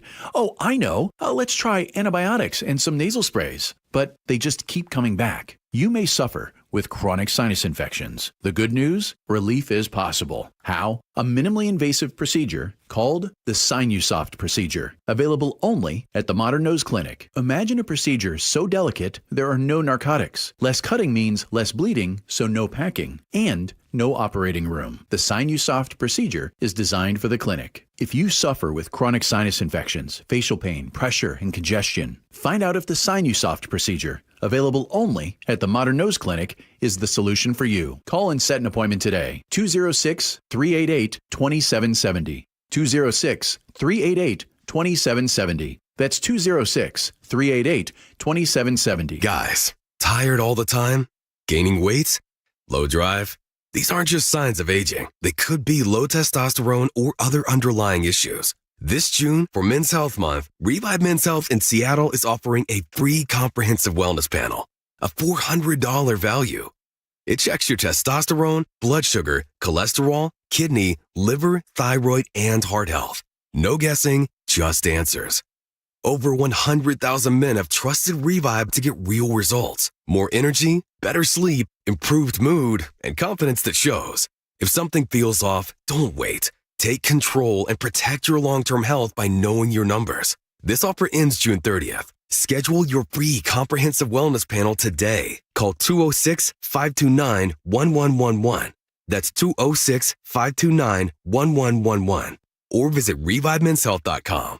Feel better. Live stronger. Start now. Spike O'Neill here for Aegis Living. Recently, my aunt had surgery and she was home the next day. But we weren't sure if we were ready or equipped to give the kind of care that she needed. So we called Aegis Living and asked about respite care. A short-term stay that provides 24/7 expert care, Aegis Living amenities, and peace of mind for you and your family. Go to aegisliving.com/spike and schedule a visit. It can be a much-needed break for a caregiver and a chance for you and your family to get a look and a taste of what Aegis Living offers. That's aegisliving.com/spike. Your windows and doors play a huge role in your home's efficiency and comfort. Choose Lake Washington Windows and Doors for windows that are up to 25% more energy efficient than Energy Star standards and reduce noise by up to 50%. Visit LakeWashingtonWindows.com today. Upgrade your home with Lake Washington Windows and Doors. Be among the first 40 June projects to sign up for 5 or more installed windows and receive a free patio door. Plus, enjoy 12 months no interest, no payments financing. LakeWashingtonWindows.com. Nearly half the homes in Western Washington are not properly insulated or not insulated at all. Sound like your home? Then call for your free inspection. InsulationNorthwest.com. KIRO Newsradio 97.3 FM Northwest News. Now, the latest from KIRO Newsradio and mynorthwest.com. Good morning. I'm Katrina Gashard. A U.S. helicopter that crashed in the Middle East was shot down by Iran. That's according to President Trump. ABC's Karen Travers has the latest. President Trump wrote on social media that the American Apache helicopter that crashed in the Middle East was shot down by Iran while patrolling over the Strait of Hormuz. The president writes the U.S. now, quote, must out of necessity respond to this attack, but he doesn't say specifically what that means and how he would respond. The president writes that the military informed him that Iran was to blame, but the Pentagon has not released details yet on how the helicopter was brought down. Karen Travers, ABC News, the White House. A major change is coming to Washington classrooms. No cell phones during the school day. Governor Bob Ferguson and State Superintendent Chris Reichdahl asked lawmakers next year to approve an away for the day policy for K-12 public schools. And so if we as the adults can help support rules and regulations that can make it easier to learn, make it easier to teach, make it easier to have school, I'm all for it. That would mean phones off and put away from the first bell to the last, including lunch and passing periods, with some exceptions for medical needs or learning plans. Pierce County Sheriff Keith Swink has opened an investigation to the Graham-Kapowskin High School after vials of what appeared to be testosterone showed up in an LGBTQ Pride Month display. He tells the Jason Rand Show on Seattle Red 770 AM deputies have seized the vials for testing. The purpose for police involvement is if this is truly testosterone, that's a controlled substance. A, you have to have a prescription for it. B, you can't give it out to people. The Bethel School District says the vials were added to the display without authorization and have since been removed, and those responsible have been identified as officials reviewed their display oversight protocols. Seattle Seahawks superfan Chris Pratt got an early look at the team's Super Bowl championship ring in a video posted by the Seahawks. Pratt appeared stunned. Oh, whoa, look at those big old football diamonds. Huge diamond, football cut. The rings will be unveiled later this week before players, coaches, and staff. Pratt, a longtime Seahawks fan, graduated from Lake Stevens High School back in 1997. And now to your KIRO News Radio real-time traffic. This traffic report is brought to you by Harborstone Credit Union. The Valley Freeway is running about 33 minutes right now from the Puyallup area up to Renton. It'll take you about 30 minutes out of Renton up to Bellevue. The Federal Way to Seattle Drive is about 45 minutes right now. Coming down out of Snohomish County, it's about 45 minutes from Everett to Seattle. Federal Way to Seattle, also about 32 minutes. Earn up to $30 per month just for using your Harborstone PNW Cashback credit card. Open your free checking account online today, harborstone.com/cash. For your weather, rain is turning into showers with breezy and cool conditions. Highs will be in the low 60s. Right now, it's about 56 in downtown Seattle. I'm Katrina Gashard, KIRO News Radio. Your best source for local news. You're listening to KIRO News Radio, Northwest News. It is the Gee and Ursula Show. Coming up at 11 o'clock, the Sheriff of Thurston County, Sheriff Derek Sanders, will be on the Gee and Ursula Show. Looking forward to that discussion. Coming up next, we will have scenarios, but right now, I want to rehash what you all just heard, and you guys can send a text message, 888-973-5476. 973-5476 is the Muckleshoot Casino Resort text line. We just had the police chief, Sean Barnes, here on the show. What did you guys think of listening and hearing from the chief? Would love your response on that. But I want to rehash a little bit because there's a lot of different things that stood out. And Chef was asking me during the break, he was like, which part did you want to talk about? And the part that I want to talk about is I want to talk about like something that's very obvious. Let's talk about leadership. When I hear the chief talk, you hear leadership. And by the way, this isn't an opinion, what I'm going to say. This part is a fact.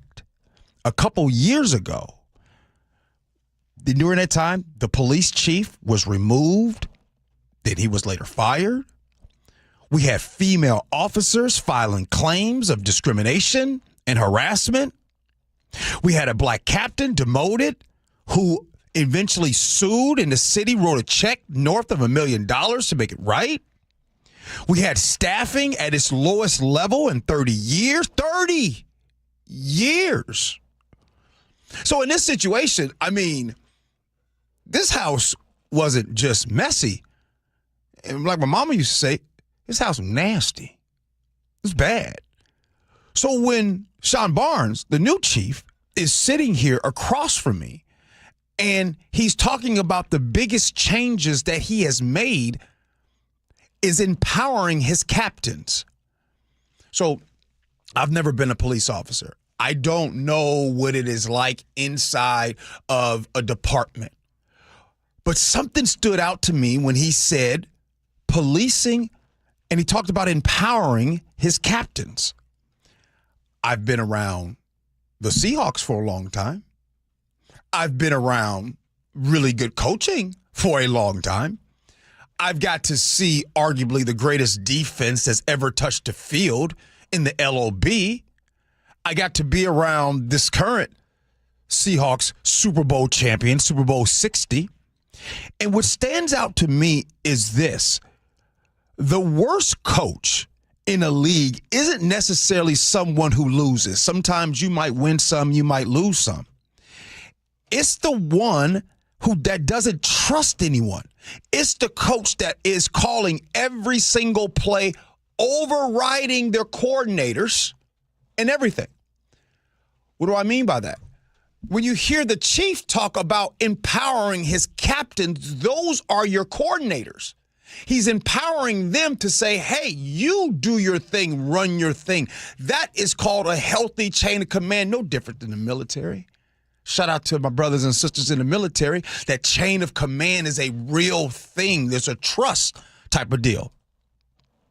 So when you have a building of coordinators all doing their job, the empowering happens. So it's not like Chief Barnes is basically saying that the department is perfect. That's not what he's saying. But I'd argue that the Seattle Police Department is a lot healthier today in 2026 than it was a couple years ago in 24. And the numbers and the statistics prove just that on the opinion. Again, I keep trying to say nothing's perfect. Just like in your house and my house, nothing's perfect. Ain't 100% perfect where I don't have any disagreements with my significant other. That happens. But it doesn't mean that your relationship isn't healthy. It doesn't mean that the Seattle Police Department isn't healthier, because it is than it used to be. So that's the thing that really stood out to me. And also the numbers show with the retention. Did you hear him talk about the retention that is happening with SPD? And the numbers and where they are. The goal of being 1250, they're at 11. I think he said 27 or 24. I couldn't remember, but you guys can quote me. It was around that area. They're on track for that. And the beauty, the best part, can we go back 5-6 years? Can we go back 5-6 years ago? And I'm just going to tell you where we are now. And maybe you weren't paying attention to what was going on around 2020.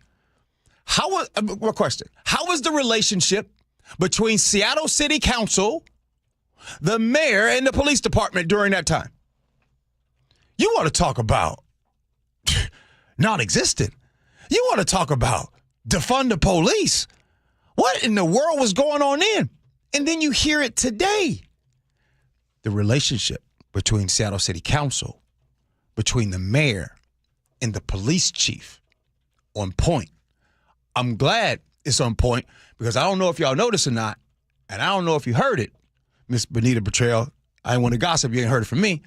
But there's a World Cup that's happening and starting on Monday.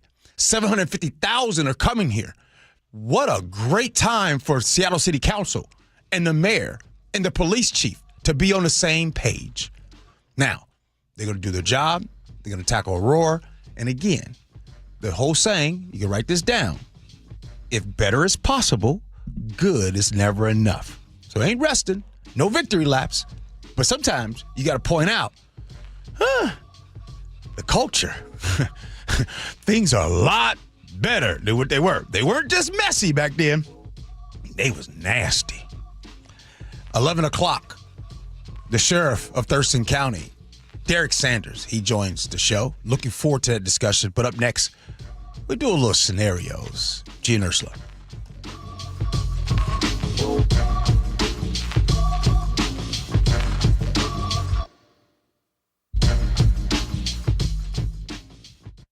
KIRO News Radio, winner of 7 regional Edward R. Murrow Awards. Breaking news coverage, best newscast, excellence in writing, investigative reporting, sports reporting, hard news. Capped with a prestigious prize for overall excellence.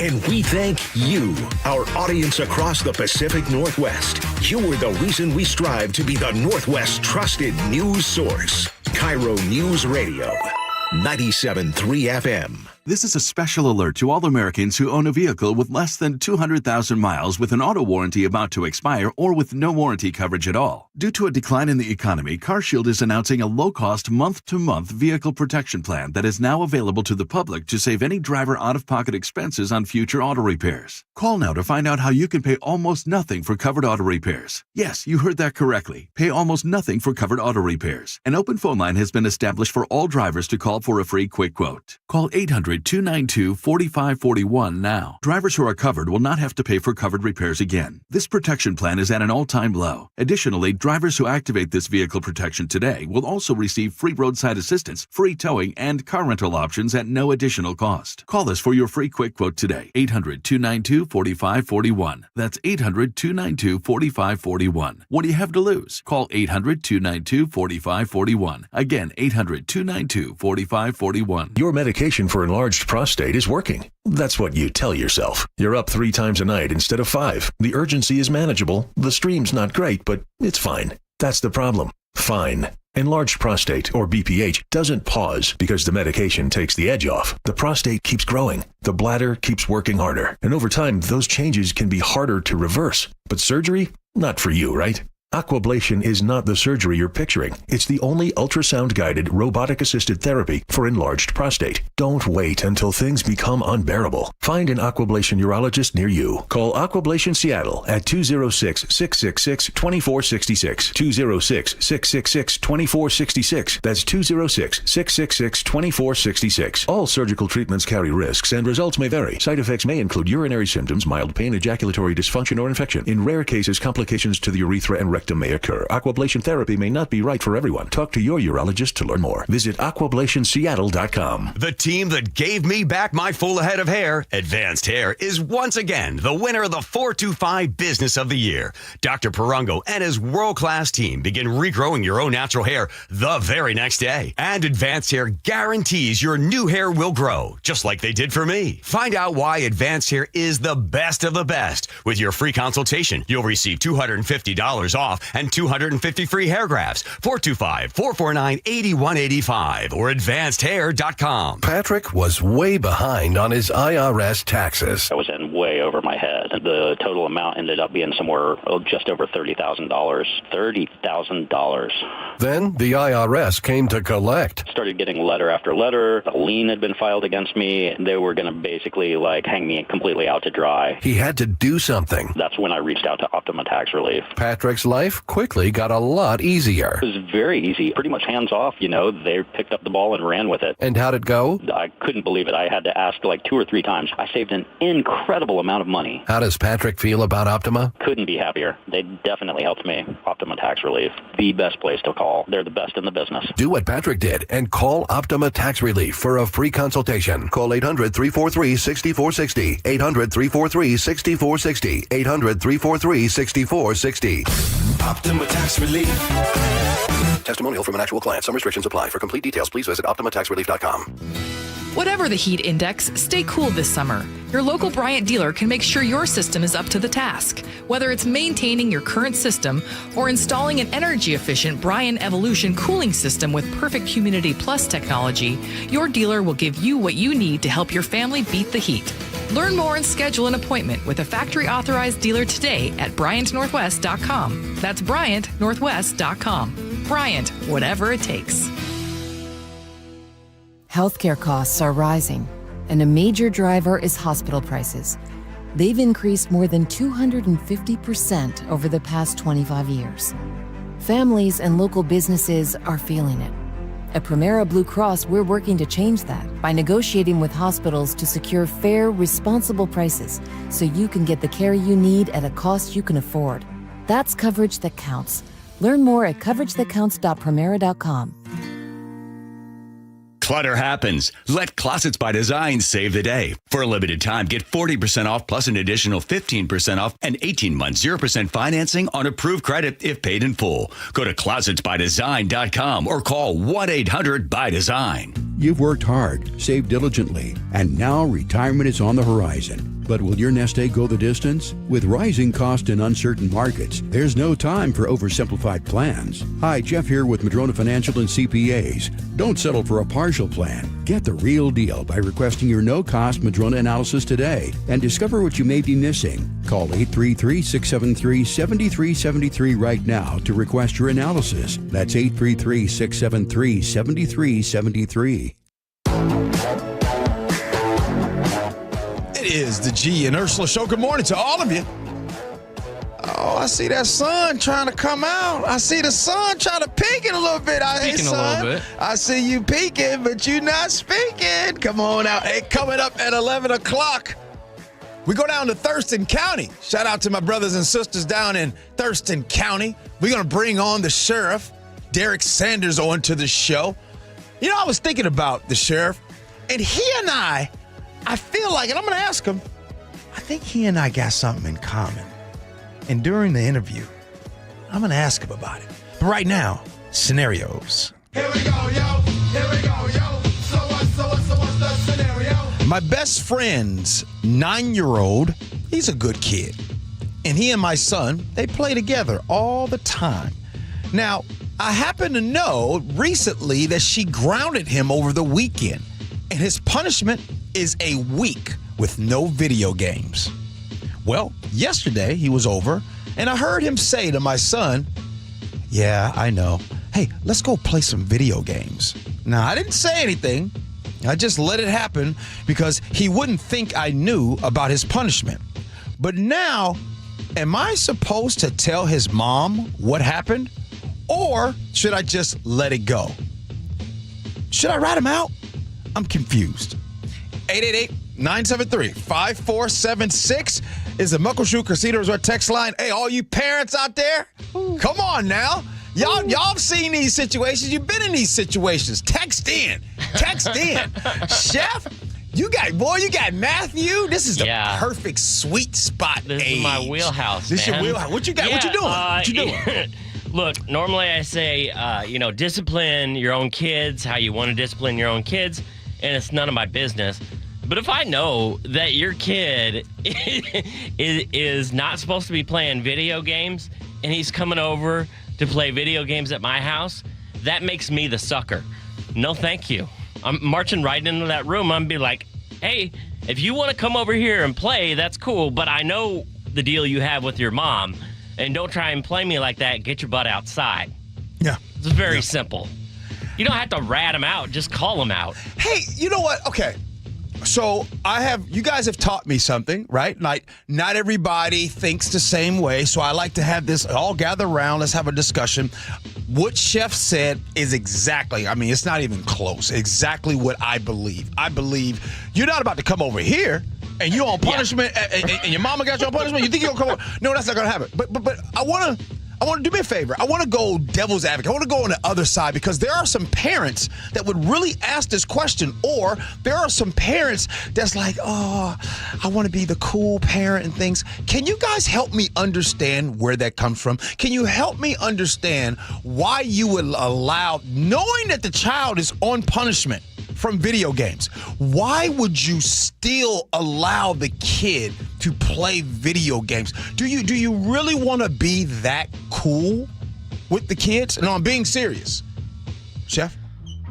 I don't know, but I think a lot of it comes from the perspective that they want their own kid to be socially popular, in that in order for their kid to be socially popular, their house is the place where you can get away with it all. Yeah. And, we don't worry about that over here. Don't tell your mom, but that kind of thing. And by the time you're in high school, those are the kids that, I don't know, maybe you find them in your basement with an OD because, I'm just going to let them party over here. I'm going to make a sweeping statement that I know that you guys don't like for me to make, but let me see if this sweeping statement you all can agree with. And by the way, shout out to Shane in Gig Harbor. He just texted me. I really want to know. So when I'm listening to this story, I think that these are current day parent problems. You see, if you grew up in the 70s and 80s and you're listening right now, this didn't happen. Because my sweeping statement is this. Parents 30, 40 years ago talked way more than today's parents. Like, you knew everything that was going on. Matter of fact, you knew back in the day, no, I'm being serious when I say this, if you knew that Billy and Tommy and all of them are coming over, you knew that Tommy was allergic to peanut butter, so everybody in the village knew about the peanut butter allergy, so peanut butter would be removed. Like, real conversations used to happen. Like, I think parents back in the day talked more than today's parents, which is weird because today's parents have more technology. I don't understand why y'all don't be talking. Like I'm being serious. Like, this scenario would not have happened 30, 40 years ago. Because they already know. Like, hey, thank you, Lois. Really appreciate it. Now, you know he can't play no video games, right? Oh, okay. I'll see you guys later. I mean, I think you're right. I think you're right. Matter of fact, I got one for you. I'm going to go even deeper. Now, this one right here is a very niche right here. Not many people can relate to what I'm going to say, because if you did this today, it would be wrong. Anybody listening right now, text in. Have you ever got a spanking from your neighbor? Come on now. This is how life used to be. I'm in that age bracket. Someone just texted in about that seconds ago. I'm telling you. And watch this. I know y'all can't stand my sweeping statements. Here comes another one. If you grew up in a time where neighbors spanked you, I bet you are doing very well in life. I'd argue that the discipline that you have is more than those who never got the spanking from their neighbor. I remember I got my butt whooped by Miss Cooper. Gee, Miss Cooper was I got the spanking. I literally told Matthew last night. Yeah. I was like, yeah, my parents spanked me. My grandparents spanked me. My mom's friends spanked me. Like, yeah. Man, now look, I know you can't do that anymore. I know that, but I'm telling you. Miss Cooper got me, and then my mama got me, and then my dad got me. Now think about that for a second. How in the world, this is why parents just was off the hook back in the day. How in the world can you get penalized 3 times for one offense? Because mom and dad got to hear about it from Miss Cooper. Like the parents back in the day they couldn't just let the neighbor have it. The parents had to say, well, you know what? Let me one-up you. I just don't get it. Matter of fact, you know what? I need to go sit on the couch. I need to throw therapy on that. Because I haven't brought this up before. But them neighborhood whoopings wasn't cool. Matter of fact, I'll take back my sweeping statement. Maybe that part wasn't the best. Coming up next here on the Gee and Ursula Show, we're going down to Thurston County. We're going to have the sheriff on of Thurston County. Sheriff Derek Sanders joins us next. Gee and Ursula.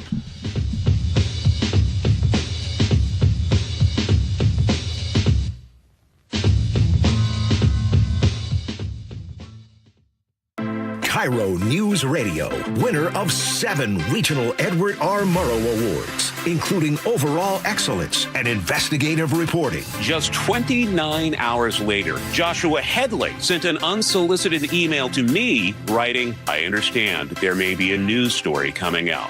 Thank you who listen, stream, and watch every day. The driving force that pushes us to be the Northwest trusted news source. KIRO News Radio.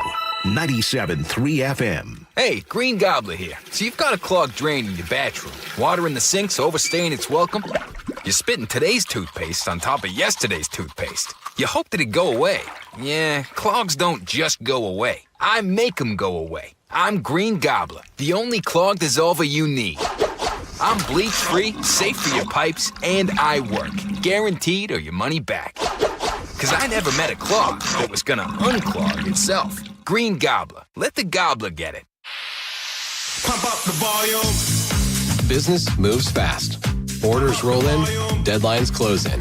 When you ship with USPS Ground Advantage, you can keep up with confidence.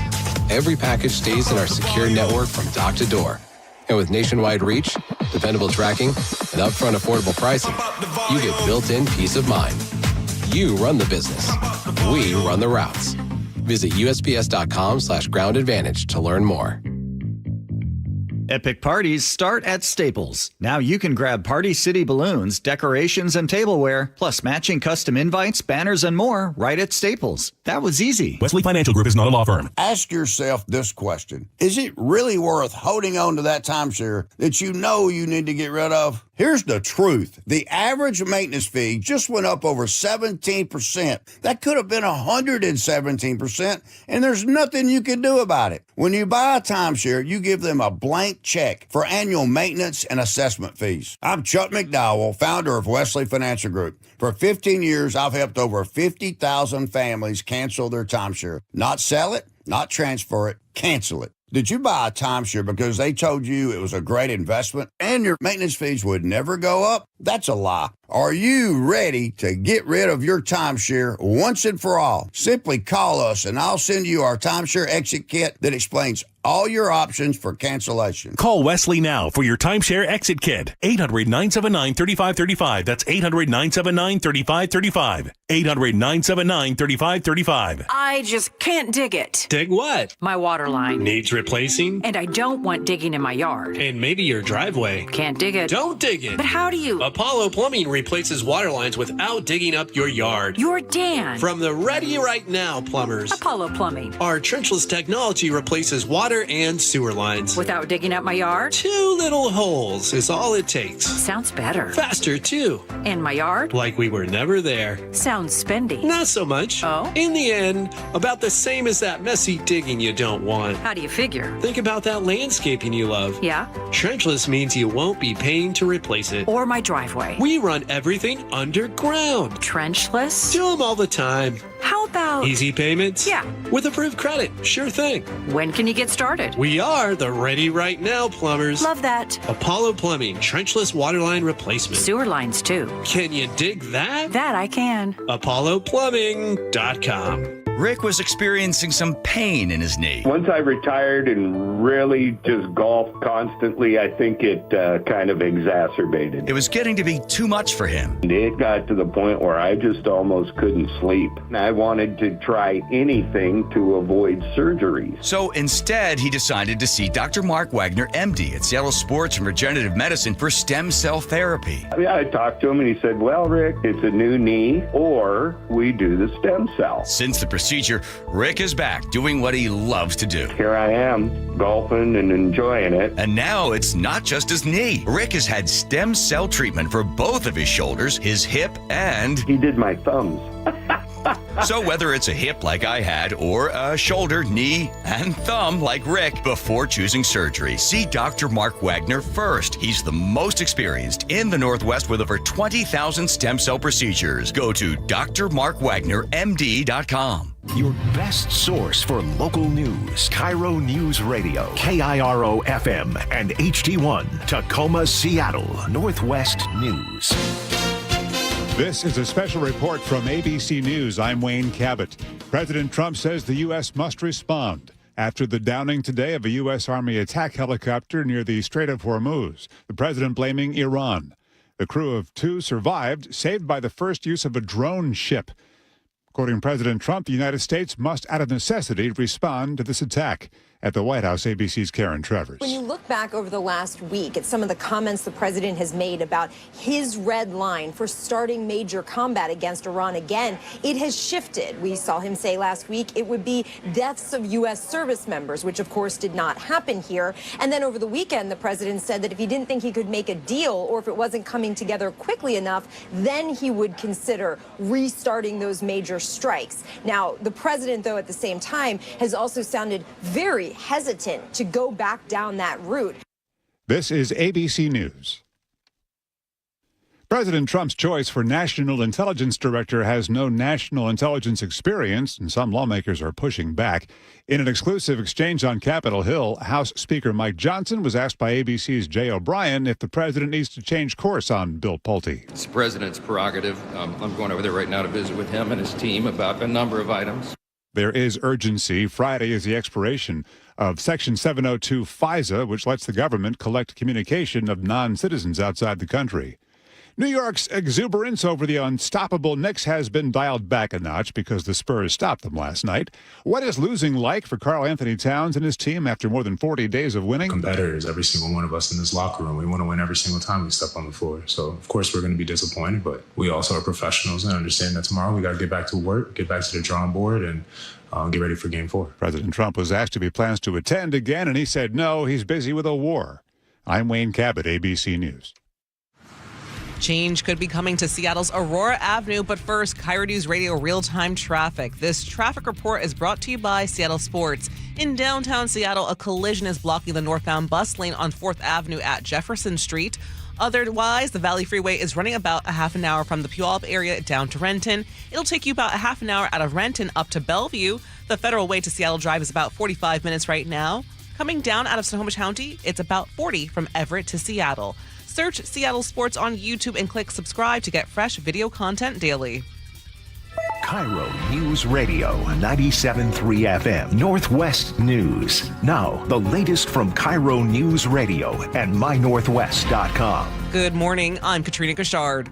It has taken weeks of passionate lobbying from North Seattle neighbors, but now Seattle City Council members are calling for direct action on Aurora Avenue crime. The update from KIRO News Radio's Corin Hake. City Council President Joy Hollingsworth is now advocating for street closures, a measure neighbors have long requested for a section of Aurora Avenue North. This is neighbor Lacey Tigardson. It is really everything you would want in a neighborhood, except for how Aurora is spilling into our neighborhood, which it used to not. Now the Seattle Times reports Hollingsworth has asked Mayor Katie Wilson to close 5 side streets off Aurora in hopes of keeping gunfire and the sex trade away. A newly introduced council bill would allow street closures if the police chief says they are necessary to prevent criminal activity. Corin Hake, KIRO News Radio. A 21-year-old man is facing serious charges tied to what investigators call a Bellevue OnlyFans house.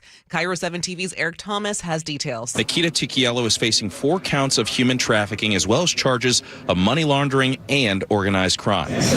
That following a disturbing pattern dating back to 2024 of allegations of assault, strangulation, and threats with guns for those young women living at the house. Nikita definitely makes it sound promising, like these girls are going to make a lot of money and have a lot of opportunities, be able to fly out to these really expensive cities, nice places, and it just doesn't end up being the case. Instead, prosecutors claim Tikielo was in complete control of their OnlyFans accounts. Tikielo is being held on $5 million bail. He's set to be arraigned tomorrow morning.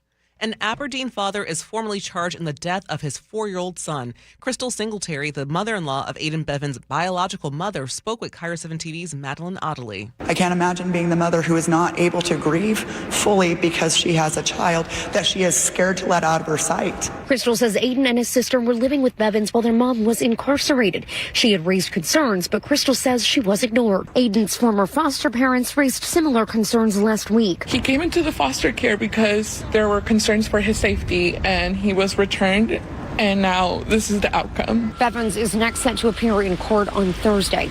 Pierce County deputies say a suspicious situation involving kids at a South Hill apartment complex ended with an arrest on Saturday night. I got a bunch of people, more than like 2 or 3 callers right here at the apartment complex, saying that you're over there trying to get kids to play with you and like all this other stuff, and That's that you just absolutely not true. that you. The man refused to get into a patrol car while they investigated, leading to a struggle. The 31-year-old was eventually taken into custody and booked for interfering with deputies and violating sex offender conditions. Now to your KIRO News Radio weather. Rain is turning to showers with breezy and cool conditions today. Highs will be in the low 60s. Right now, it's about 56 in downtown Seattle. I'm Katrina Gashard, KIRO News Radio.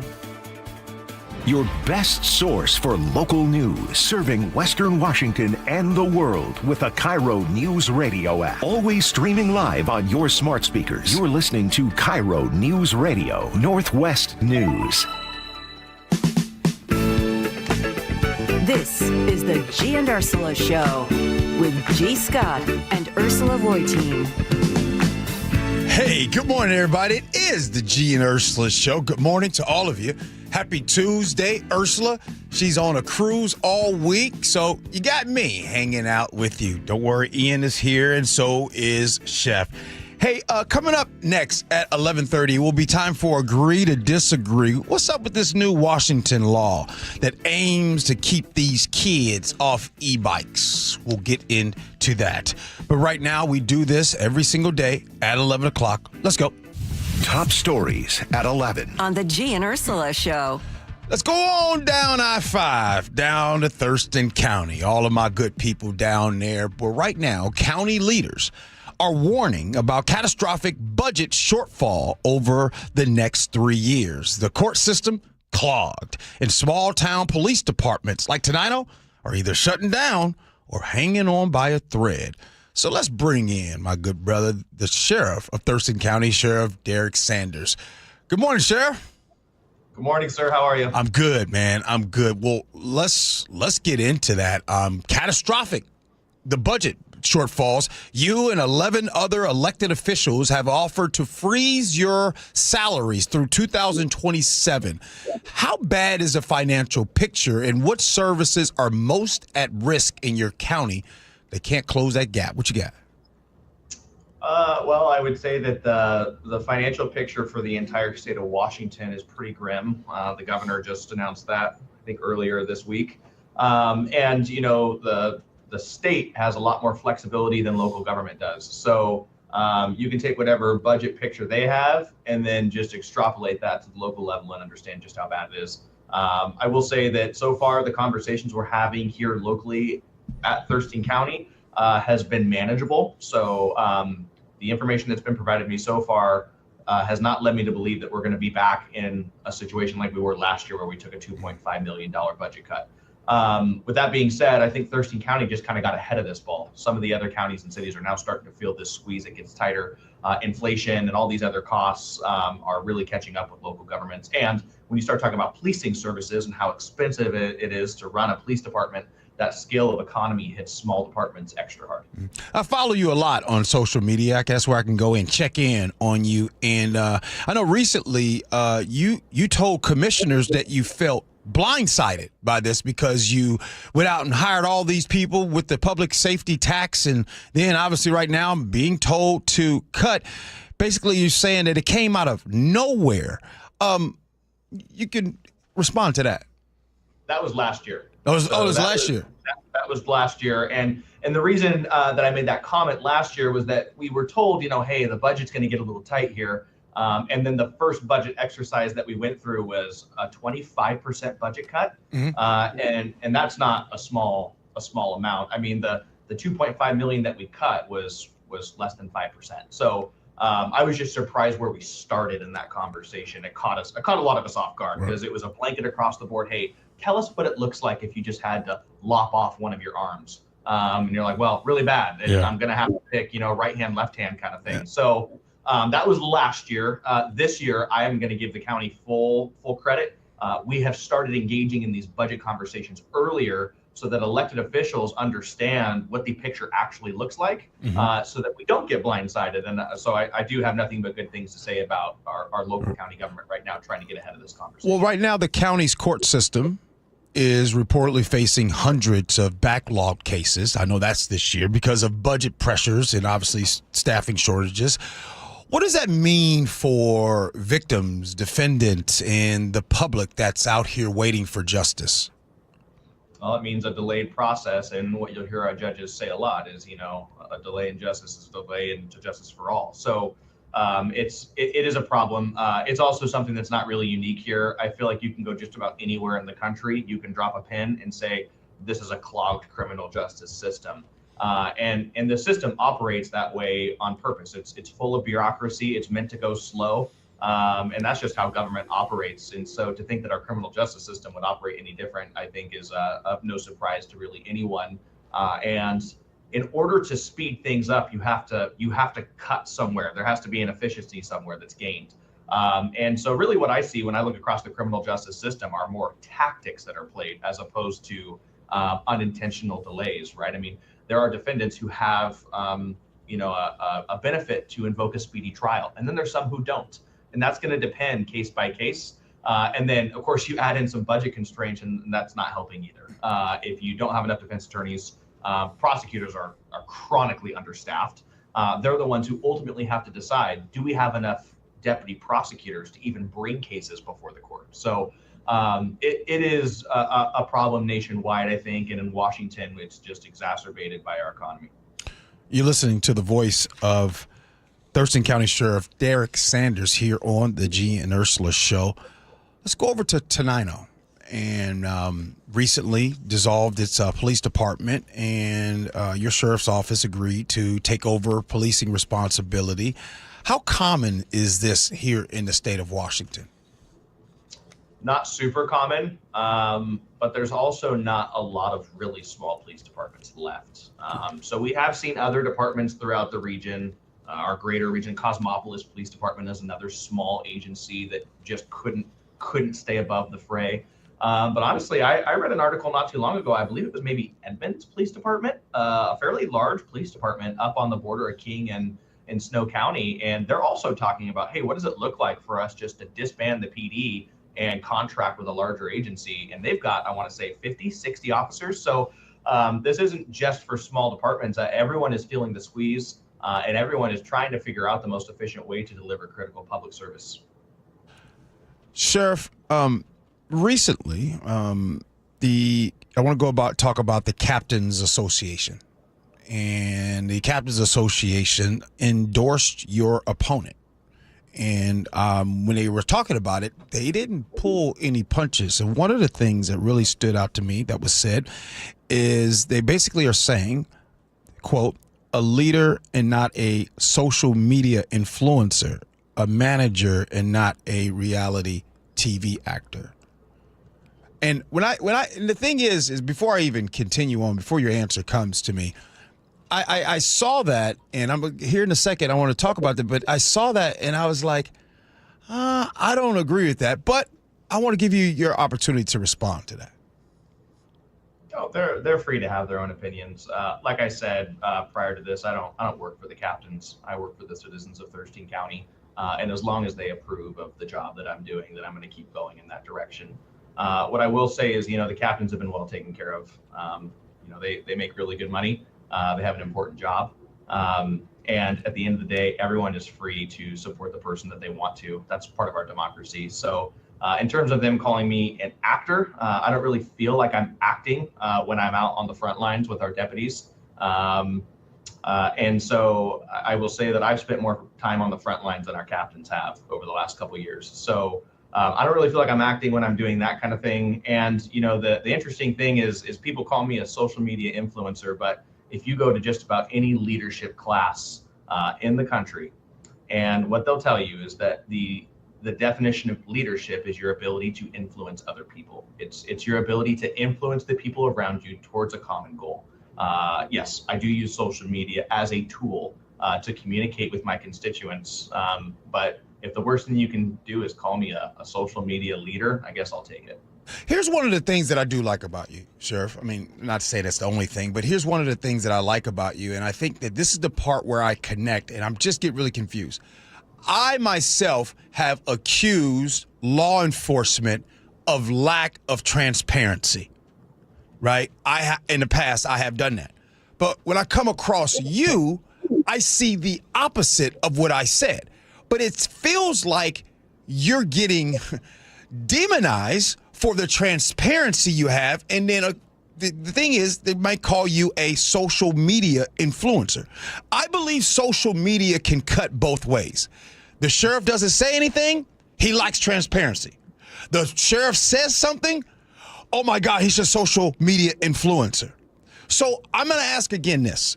Where's the line between the sheriff connecting with community and, like you said, sheriff being called a social media influencer? I don't know where that line is, and quite frankly, I'm kind of blazing my own path here. When I took over as sheriff, I didn't get a transition. I didn't get a rule book that says this is how you're supposed to do it. I took over on January 1st of 2023, and I decided to rewrite the job description and kind of redefine how to show up in community and how to communicate. And the thing about it is, like, the feedback that I get from the citizens of Thurston County is overwhelmingly positive, and they're my boss. So what else do I have to worry about? Before you came onto the show, I said that you and I had something in common a little bit. And sometimes I look on social media and, like I said, I think the citizens of Thurston County, they speak favor for you, no doubt about it. But then every now and then, lately, there is some kind of beef that someone will have with the sheriff, Derek Sanders. And I see it quite often. I'm not specifically calling it out. But at some point, have you noticed that you sometimes are involved in a few individual beefs these days? Yeah, I'm trying to tone it down. I'm not always picking these fights, though. So that's what I'm saying. Go ahead. At the end of the day, not everyone is going to like the way that I do this, and I don't like the way that other people do their business either. What I'm really trying to do, and especially as I look across our community, and sometimes I can get a little disappointed looking around, but I'm really trying to find a way forward in one of the most divisive times I think we've ever had as a country. The last decade has been absolutely brutal, and I think it's worse today than it was even yesterday. And I'm really just trying to find a way to bring everyone together, to find a path forward that's viable, because I'm really concerned about the future of our country. If we have gotten to the point where we can't even walk over to our neighbors who we disagree with and have a cordial conversation, it's really hard to hate someone when you're up close to them. And that's what I've really learned in this position, is as I spend more time around diverse communities, spend time around people who typically wouldn't even have any positive contact with law enforcement. I think that that's mutual. It's hard for them to hate me when they get to know me, and it's hard for me to hate them when I get to know them and some of their differences. And I get really worried when we get into these tribal mindsets where we're only going to hang out with the people who are like us, who look like us, who think like us, who partake in our religion. I'm really trying to find a path forward to be everyone's sheriff, and be something that brings people together instead of ripping each other apart. You listen to the voice of Thurston County Sheriff Derek Sanders here on the Gee and Ursula Show. I always like to talk about positives as well. This is your chance. Give us a couple positive things that are happening in Thurston County that you're super excited about. Well, I'm really excited that the sheriff's office has moved into its first headquarters in over 2 decades. So we have been strewn across the county in dilapidated facilities for decades. I'm really excited. Towards the end of July, we're going to have a ribbon cutting ceremony. So we will be sure to put that out on social media, because I'm an influencer, and get that out to everybody so that they can attend this event and share that celebration with us. I'm really excited what we're doing in terms of our specialty units at the sheriff's office. We now have a dedicated cold case detective. We have 2 detectives that are dedicated to domestic violence investigations, specifically high lethality intimate partner violence. So I'm really excited about actually changing how we respond to some of those calls. Mm-hmm. I'm really excited about our traffic unit. We were awarded a really competitive grant through the state of Washington for a full-time DUI enforcement vehicle. As we know, impaired driving, reckless driving is a huge detriment to our community. So any of the resources we can deploy out there to mitigate that problem, I think is a noble cause. And then lastly, I'm actually really excited about this helicopter that we've got going. The way that we're getting this whole thing up and running, not using general fund tax dollars, trying to get grants and donations and all these different pieces together to get an aviation unit up. A lot of people think that there's just helicopters flying everywhere. We see that a lot in the pursuit conversations, just get a helicopter. There aren't any. King County has 1 helicopter on the entire west side of Washington state. So getting another air asset and having something that our federal partners can rely on as well through like FEMA and disaster reconnaissance. I'm really excited about some of the different projects that we have going, and I know they're going to succeed well into the future.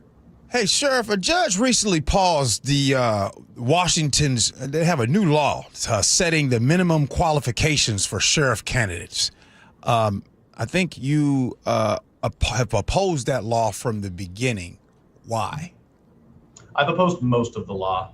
So there were parts of the law that I did agree with. I was totally cool with, you had to be 25 to be the sheriff. You can't have any felony or misdemeanor convictions. Mm-hmm. You got to be a law enforcement officer with at least 5 years of commissioned experience. Those things I actually helped kind of draft and thought that those were needed.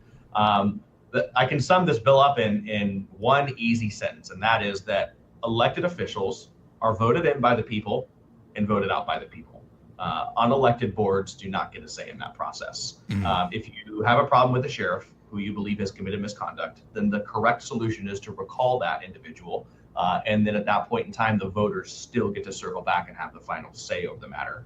And just like Judge Schaller said in her statement, the Washington legislature has very likely overstepped their authority in this matter. And they have set up criteria, and this is my favorite part of her opinion, they have set up criteria that appears to be more stringent than the governor of Washington state. So you're telling me that it takes more to become the sheriff of Okanogan County than it does to run the entire state of Washington, appoint the chief of state patrol, run DSHS. No, that's below. And so we kind of get into this dichotomy of like, it's funny because there's all these people who say, well, the sheriff is the most powerful, the constitutional sheriff movement.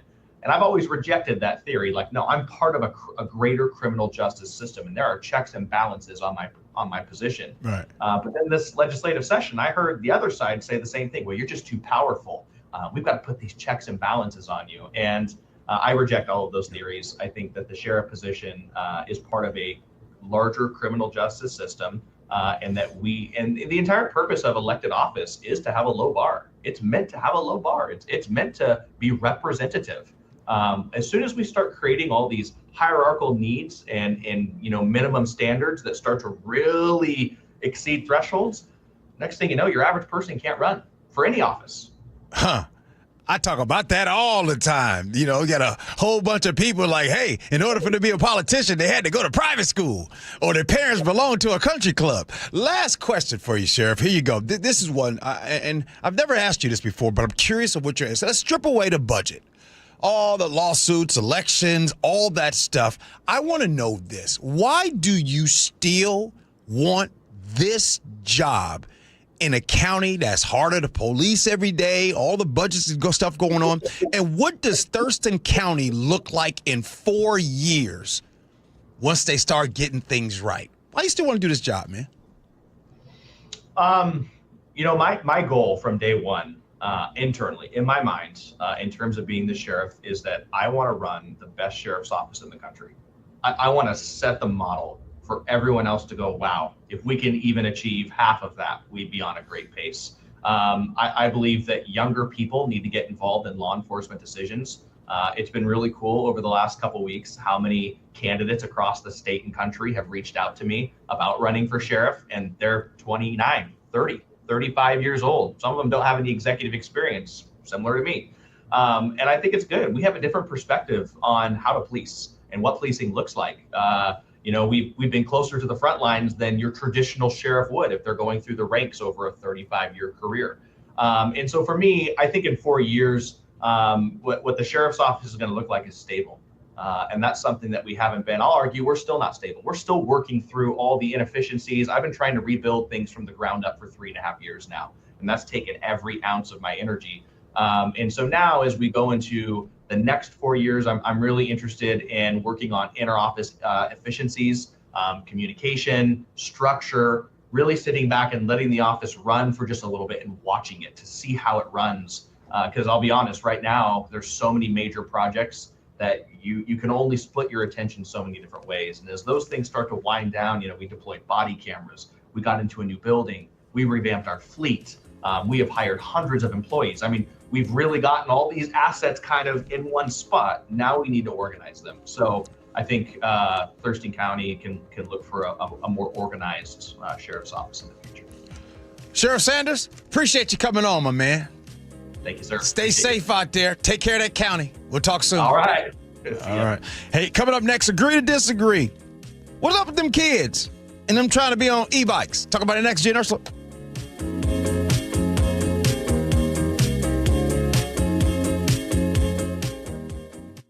This hour is brought to you by DUI Heroes. If you have unfiled taxes or are in debt to the IRS, this is important news. Did you know the IRS has programs specifically designed to help people struggling with tax debt? Powerful tax assistance programs that can save you thousands if you qualify. No one knows these programs better than the experts at Optima Tax Relief, America's most trusted tax resolution firm, A-rated by the Better Business Bureau. Their award-winning tax attorneys and licensed professionals have resolved over $3 billion of tax debt for their clients. One call to Optima can start the process, helping to put an end to your worries about wage garnishment, asset seizure, and other aggressive IRS actions. Find the best options to solve your tax problems. Call the experts at Optima Tax Relief today for a free consultation. Call 800-343-6460. 800-343-6460. 800-343-6460. Optima Tax Relief.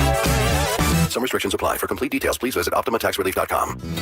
Whatever the heat index, stay cool this summer. Your local Bryant dealer can make sure your system is up to the task. Whether it's maintaining your current system or installing an energy-efficient Bryant Evolution cooling system with perfect Humidity Plus technology, your dealer will give you what you need to help your family beat the heat.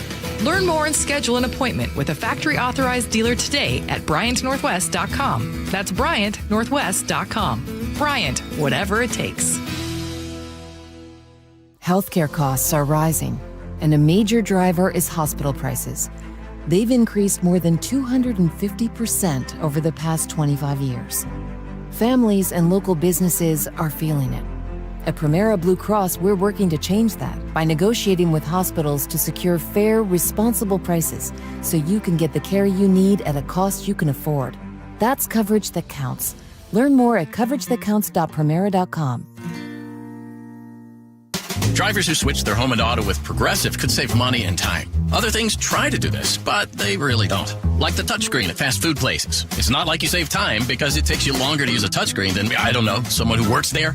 And another thing, you'd think it would save money because they're not paying a cashier, right? But no, same price. Also, why is there an option to tip? Who am I tipping? Exactly. Anyway, even if you can't save money and time with some things, you could with a Progressive home and auto bundle. Progressive Casualty Insurance Company, affiliates, and other insurers not available in all states or situations. This is the story of the one. As a maintenance engineer at a beverage manufacturing plant, he starts his day knowing every line is ready to run because Grainger delivers the industrial-grade products he needs to keep mixers, conveyors, and packaging equipment moving. With Grainger's vast selection of bearings, belts, and motors, he keeps operations running smoothly, so nothing grinds to a halt. Call 1-800-GRAINGER, click Grainger.com, or just stop by. Grainger, for the ones who get it done. Walter is a soccer player, a soccer coach, and a soccer dad. So when he injured his Achilles, it affected everything. Every time I ran or tried to play soccer, it would just get worse. And he wasn't the only one dealing with it. I was a soccer parent, and within a few weeks, 2 other fathers tore their Achilles or damaged their Achilles. They went to the surgery. I went to Dr. Mark Wagner, and I was back up and running, and they were jealous because it took them months to recover. One of them never fully recovered. That's right. Walter chose to see Dr. Mark Wagner, MD, at Seattle Sports Regenerative Medicine for stem cell therapy, the most experienced in the Northwest with over 20,000 stem cell procedures. The recovery period is so short, and the feeling that you have of being completely back to normal is overwhelming. So, whether it's a hip, like I had, a shoulder, elbow, ankle, wrist, or knee, before choosing surgery, see Dr. Mark Wagner first. Go to drmarkwagnermd.com. That's drmarkwagnermd.com. Hey, Green Gobbler here. So you've got a clogged drain in your bathroom. Water in the sink's overstaying its welcome. You're spitting today's toothpaste on top of yesterday's toothpaste. You hope that it go away. Yeah, clogs don't just go away. I make them go away. I'm Green Gobbler, the only clog dissolver you need. I'm bleach-free, safe for your pipes, and I work. Guaranteed or your money back. Because I never met a clog that was gonna unclog itself. Green Gobbler. Let the gobbler get it. With Progressive's Name Your Price tool, you can choose the best coverage option for you. Because you know you. Like, you know that hiking isn't for you. Sure, it sounds nice to be in nature while exercising, but that's what a gym and houseplants are for. I mean, you don't even like walking upstairs. So why would you walk up a hill for miles? To what, end up high in the air? Come on, you know you're scared of heights. Only you know you. So get coverage options within your budget with Progressive's Name Your Price tool. Progressive Casualty Insurance Company and affiliates. Price and coverage match limited by state law. G. Scott here. Safeway wants you to know Sunbucks gives qualifying families $120 per child for summer groceries. Some families are signed up automatically. Others need to apply. Find out if you should apply at freesummermeals.org. KIRO Newsradio 97.3 FM Northwest News. Now, the latest from KIRO Newsradio and mynorthwest.com. Good morning. I'm Katrina Gashard. Washington students could soon be saying goodbye to cell phones during class and even at lunchtime. Governor Bob Ferguson is calling for a statewide ban on student phone use from bell to bell. In our schools, digital distractions are causing kids to miss what's written on the whiteboard. They're focusing more on memes than on math. Ferguson says the early announcement is intended to build a coalition to make compelling case to the legislature next session. If passed, Washington would join nearly 40 states and the District of Columbia that have banned or restricted on-campus cell phone use. New research shows some effects of those restrictions. ABC's Bethany Braun-Silva has more. The largest study to date found that while restrictions dramatically reduce phone use during the school day, improvements in test scores and attendance are less immediate.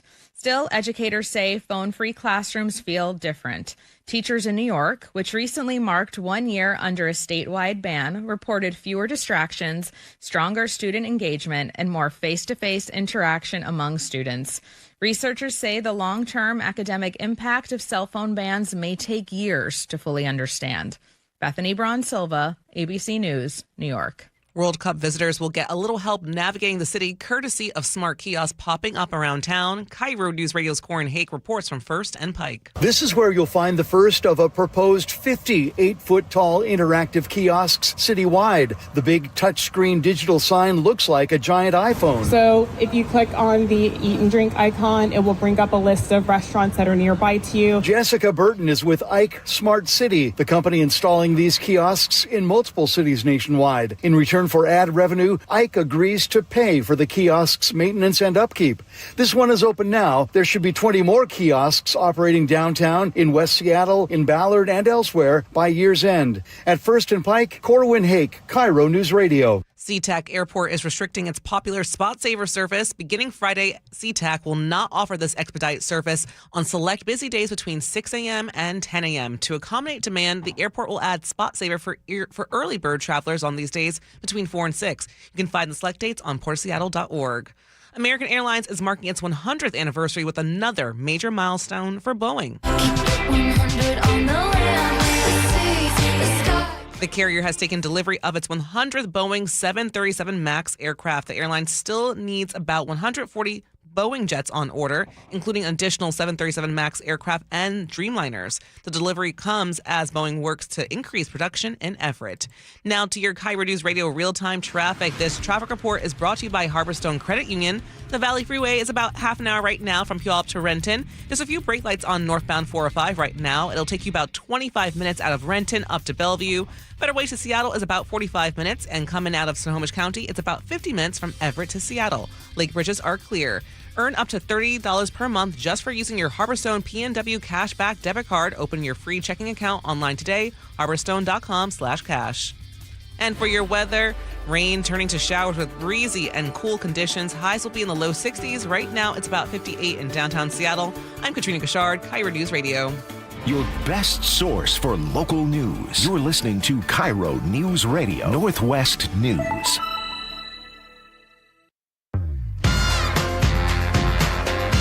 It is the Gee and Ursula Show. Happy Tuesday to all of you. Come on in. It's time for Agree to Disagree, brought to you by Garden Roofing and Gutters. One of these days, we just got to take off the gloves. Just really go at it. All right, before we get to those bikes, Gee, Costco's $5 rotisserie chicken, can we agree, one of the best deals in America? I can't make it out of there without one. Let me just say this. And if you know, you know, right? The Costco rotisserie chicken, another one that we were talking about earlier. Shout out to Safeway's chicken, which is really good.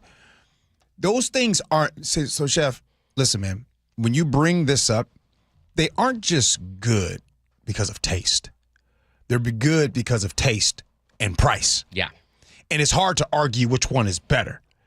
Because them chickens, Safeway chickens, rotisserie, and then the Costco chickens, them things have come through for families. Like, really, you go after work, you and your kids, you guys have that chicken, and it saves lives. So when you bring that chicken up, there's really some, like, connections and relationships. So what you got to say about rotisserie chickens? Well, some people have a problem with Costco's rotisserie chicken. So class action lawsuit in California has been filed. They're accusing Costco of lying about the preservatives in those delicious birds. So Costco uses what's called sodium phosphate and carrageenan in their marinade. It keeps the birds all like juicy, moist, and succulent. And the lawyers are claiming that those are dangerous preservatives. Costco advertises them as preservative-free. Spoiler alert, though, they're really not preservatives. They just keep them moist. Do you care if your food has a couple ingredients you can't pronounce so long as it's good? Hey, Chef. First, let me answer that. Yeah. I care now. Okay. I didn't care back in the day. And what I mean by there is that you're just surviving. You're just trying to make it do what it do. I think that as long as you believe, like, hey, this is how I used to think. As long as the FDA doesn't allow poisonous stuff out there that's going to harm and kill me, yeah, that's kind of what my thought pattern was. Yeah. Now, I'll admit, today I have that privilege to recognize and look up words that I've never heard of before and be like, I don't know about that. But in the case of the Costco chicken, look, man, I'd argue that Costco chicken has saved more lives than a little bit. Now, and people will say, oh, man, whatever happened to G? What happened to him? Ah, man, he ate too much rotisserie chicken. That ain't what happened. It was probably the other things that he did surrounding the rotisserie chicken. So as for me, again, I'm not an expert, but rotisserie chicken ain't done nothing to nobody. I agree. There's nothing wrong with those ingredients, by the way. I think a lot of people get scared of words they can't pronounce, but there's a difference between a dangerous chemical and most of what's allowed in food. And like carrageenan is just, it's sea moss. It helps keep juice in the bird. Sodium phosphate is literally two elements, sodium and phosphate. Together, it's completely fine. The birds are delicious. Before we move on, maybe not so much today, but has there ever been a restaurant that you have gone to that you love the food, but it's not the cleanest place? Oh, yeah, for sure. You ever traveled? I mean... You know what I mean? So, like, it's dirty, but it's like, it's worth it? Absolutely. Okay, what's next? All right.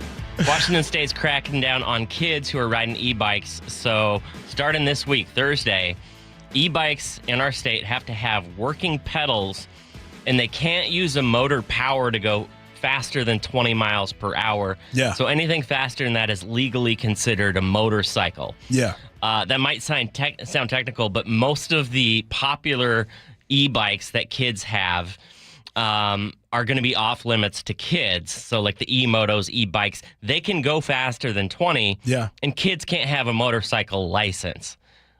I mean, law enforcement says, look, we see a lot of crashes, kids on these fast e-bikes, e-motos, etc. Do you think kids should be restricted from being on an e-bike or moto that goes like 30, 35? And when you say kids, you mean kids under 18? Well, yeah, because I think you have to be 18 to get a motorcycle license. Yeah. See, I'm scared of y'all. I'm scared that I'm going to give this opinion and y'all go, you know I ain't scared. I'm just joking. Yes, I do think that there needs to be some limitations for some of these kids getting on these e-bikes because a lot of times they are, these are leading to a lot of problems. You know, these ER places, urgent cares, they're filling up because of these e-bikes. And look, it's one thing to have adults go out here and do something dumb, but the e-bikes, yeah, I agree with that. Okay, so quick correction on my end. You can, at age 16, get a motorcycle endorsement in Washington State. I think this makes sense from a safety perspective. My problem is, like, I see kids on these things riding around at 30 miles an hour or whatever. I didn't have options like that when I was a kid. My little butt had to get on my bike, and if I wanted to go to my friend's house, I had to use like my actual muscles and pump my legs and burn calories to get places. And now kids have motors on freaking everytheverything. Do you want Matthew having this? Heck no. Okay, just want to make sure. No, pump your legs, dude. Like, you sit on the couch enough. Like, we have so much of a digital life today. When I say go outside, I don't mean go outside and like get on the Segway and roll to your buddy's house. Yeah. Walk, ride a bike. Kids are lazy. Yeah, I don't disagree. I didn't want to take up that fight with y'all today.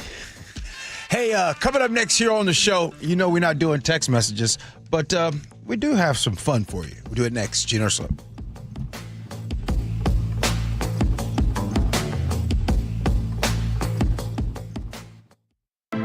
KIRO News Radio, winner of 7 regional Edward R. Murrow Awards, including overall excellence and investigative reporting. Just 29 hours later, Joshua Headley sent an unsolicited email to me writing, "I understand there may be a news story coming out." Thank you who listen, stream, and watch every day. The driving force that pushes us to be the Northwest trusted news source. KIRO News Radio, 97.3 FM. Every day, caregivers change lives. Caregiving offers flexibility and the chance to make a real difference in your community. It's not just caring work, it's hard work. The kind of work that calls for empathy, patience, problem solving, reliability, and both physical and mental strength. It may be the hardest job you'll ever love. Right now, Washington faces a caregiver shortage, and your skills and your heart are needed more than ever. Visit caregivercareerswa.com for resources and support to start or return to your caregiving career. Sponsored by DSHS and aired by the WSAB and this station. Hey, how's your money situation? Are you ready for retirement? Well, if you want to know what the pros are doing to make wealth multiply and retire like royalty, then you need to listen to this show, Sound Path Through Retirement, with Ben Koval and Matt Leibarger. Get your money right and tune in every weekend, Saturdays at 10 a.m. and noon on KIRO News Radio 97.3 FM. Olympic Hot Tub has terrific ways to achieve total wellness at home. Saltwater hot tubs, swim spas, saunas, and cold plunges, all waiting for you. See our current specials with exciting savings at OlympicHotTub.com. Better you, better life. Jason Rance here. If your water heater is getting older, leaking, or running out of hot water, CM Heating has an affordable solution. Get a new gas or electric water heater installed starting at just $44.99 a month. With CM Heating's Comfort as a Service program, you'll get lifetime repairs and maintenance at no extra charge. Parts and labor covered for life. Plus, same-day installation is available in many cases. Schedule your free estimate today at cmheating.com. License number CMHEAHL 750LP. Have something to say? We'd love to hear it. Text KIRO News Radio at 888-973-KIRO. That's 888-973-5476. Powered by Muckleshoot Casino Resort. I had pain. I had numbness in my feet. That pain and that numbness just got worse and worse and worse as time went on. This is Greg describing life with neuropathy. I went to 5 podiatrists, tried different treatments, tried different orthotics, tried different shoes, had cortisone shots in the tops and the bottoms of my feet. Saw a neurologist. All my medical doctors said, can't help you. Live with the pain. You're not going to be able to sleep. This is your life. And then I just gave up until I found Sound Pain Solutions. I'm Dr. Mark Shelley, a chiropractic physician and board-certified functional neurologist at Sound Pain Solutions. Our neuropathy treatments can rehabilitate damaged nerves. We use FDA-cleared, non-surgical, drug and pain-free procedures that help neuropathy sufferers like Greg find relief. I feel better. I mean, just feeling better is huge. If you experience numbness, shooting or burning pains, or loss of balance, call us. Sound Pain Solutions, 855-996-0025 or click soundpainsolutions.com. Guys, tired all the time? Gaining weight? Low drive? These aren't just signs of aging. They could be low testosterone or other underlying issues. This June, for Men's Health Month, Revive Men's Health in Seattle is offering a free comprehensive wellness panel, a $400 value. It checks your testosterone, blood sugar, cholesterol, kidney, liver, thyroid, and heart health. No guessing, just answers. Over 100,000 men have trusted Revive to get real results. More energy, better sleep, improved mood, and confidence that shows. If something feels off, don't wait. Take control and protect your long-term health by knowing your numbers. This offer ends June 30th. Schedule your free comprehensive wellness panel today. Call 206-529-1111. That's 206-529-1111. Or visit ReviveMen'sHealth.com. Feel better, live stronger. Start now. Wait, everything on this IHOP value menu is just $6? I told you it was amazing. A huge plate of pancakes, bacon, and eggs is just $6. Wow. There's also French toast, a ham and cheese omelet, and oh, they got a BLT and fries now. Okay, we're coming here every day. You don't have to tell me twice. Feast for just $6 with the IHOP value menu. $7 in some locations, available every day for a limited time at participating restaurants in the U.S. Hours may vary. No substitutions. Not valid with other discounts or promotions. Prices may vary. Pump the volume. Business moves fast. Orders roll in, deadlines close in. When you ship with USPS Ground Advantage, you can keep up with confidence. Every package stays in our secure network from dock to door. And with nationwide reach, dependable tracking, and upfront affordable pricing, you get built-in peace of mind. You run the business. We run the routes. Visit USPS.com/Ground Advantage to learn more.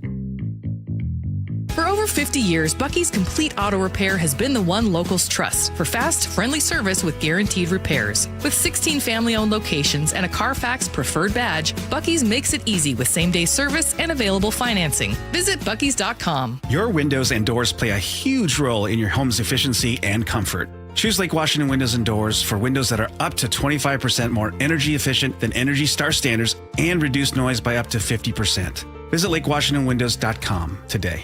Holy smokes! The On Cruise Adventures Rick Riz Show. What happened at the ballpark yesterday? Sparky's sitting on my scorebook here, my cat.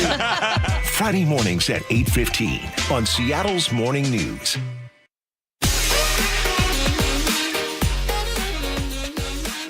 It is the Gee and Ursula Show. Happy Tuesday to all of you.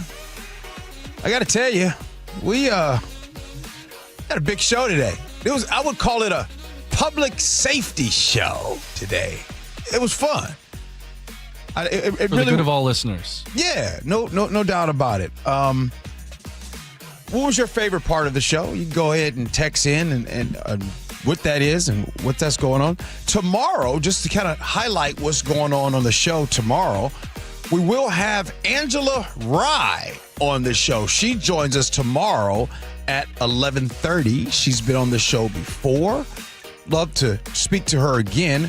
One of the topics that I want to talk to Angela about is I want to have a conversation about centered around allies, right? That's a big topic that gets talked about. And so I want to talk about that with Angela Rye. There were some other things that she had said recently at an event. But for the most part, what a show that it was. We had the police chief, Seattle Police Chief Sean Barnes on the show, talked to him about the World Cup as we are 6 days away from kickoff. And it was really good to hear from the chief, considering the health as far as numbers, where they are. The police department, the goal being 1,250 by the end of the year of total officers. Right now, they're, I think, like 1,124 officers and like 980 something numbers as far as deployable officers out there into the field. So love what's going on. He talked a lot about empowering his captains. That was a big deal. And then we also had on the sheriff of Thurston County. Love talking to Sheriff Derek Sanders and him talking about what's going on down there. And he alluded to and talked about, yes, there's cuts that's happening, yes, in Thurston County, but he also talked about the bigger portion of everything, because there's a lot of cuts from the state and the big budget deficit that is happening here. As you all know, Friday, the governor of Washington, Governor Bob Ferguson, put out that talking about the deficit and what's going to have to happen to address those needs. So having the sheriff on and listening to him, because it was kind of interesting. One of the things that stood out, one of the things that he said, and I want to see if you agree with this or not. He says, because as you all know, the captains have kind of come out against the sheriff right now and everything that is going on. And one of the things that he had said was, and he's like, hey, I answer to the people. And him saying that, I was like, oh, okay. Because as you all know right now, the Captains Association, right, they kind of called him a little bit of a social media influencer. And the thing about Sheriff Sanders is this is one of those damned if you do, damned if you don't, right? Because if he stays away and doesn't say anything, then there's lack of transparency. Or if he does and gets on social media and says things and responds to comments or responds to even media, anybody, then it's too much. And I know that you're listening right now and you say, well, what's the happy medium? I don't think a happy medium exists, if that makes sense. I think that there are some that say, I don't want to see the sheriff at all be on social media. And are you in that camp? Are you someone that says, I don't want him to say anything? I just want to get it when he does an interview with KIRO Newsradio or he does a press conference. That's the only time I want to hear from the sheriff. But then sometimes if we do that, then we complain about never being in contact or being to feel like we're not listened to. Or are you someone that is okay because these are the times that we are in? We're in the times where social media is right here in our face. Chef, where do you stand on that one? I'm just curious. Because I know there's a sweet spot. You know what I don't want? I don't want someone who's holed up in their office and strictly beholden to the few fine folks that have the privilege and purview to see them.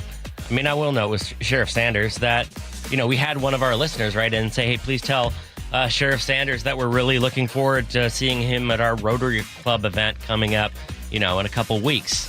And so I think being visible in a smaller county is important, especially where it's rural. People may not be as connected. And it's important to show up to those small in-person events where you get to meet your constituents. Had another person text in, say that they really appreciated the fact that, they knocked on his door when he ran for sheriff and actually talked to him, and he's been available. So I find the charge that somebody's a social media star who also makes in-person connections to be a little bit weak. Yeah. And by the way, I asked him a couple of tough questions early on because one of the things I've noticed, man, people be gunning after the sheriff, like coming after him, he took a picture with some amazing folks in the Muslim community. And I just looked at the comments and I'm like, whoa, these comments are not cool. I mean, aren't we supposed to all love and be community? I mean, isn't that what we want?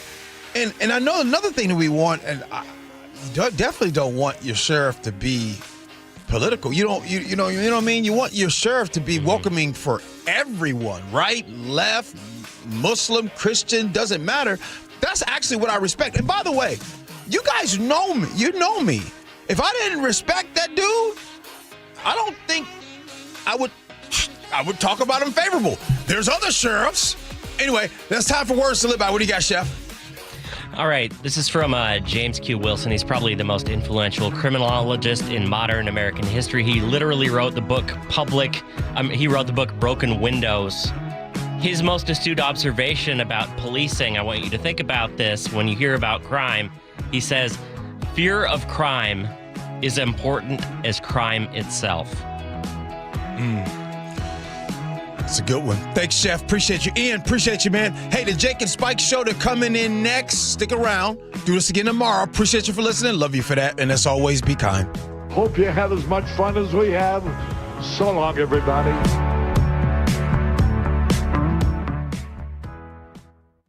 KIRO Newsradio, winner of 7 regional Edward R. Murrow Awards. Breaking news coverage, best newscast, excellence in writing, investigative reporting, sports reporting, hard news. Capped with a prestigious prize for overall excellence. And we thank you, our audience across the Pacific Northwest. You are the reason we strive to be the Northwest's trusted news source. KIRO Newsradio, 97.3 FM. It started as a puddle. Where? In the shower. Uh-oh. Then the kitchen sink. Started backing up? Yeah. I know where this is going. Clogged up. Right. No problem. Beg your pardon? There's no clog we can't clear. You're Dan. From Apollo Plumbing. This is going to get pricey. How about $83? To clear my drain? Apollo Plumbing clears main drains every day. For $83? $83 or it's free. What's the catch? No catch. We'll even do a camera inspection. Why's that? It's the best way to find the cause of your clog. And it's included? No extra charge. Truth is, we hate clogs. I don't love them. Seen them all. Ew. I promise, there's no clog Apollo can't clear. Guaranteed. 83 or free.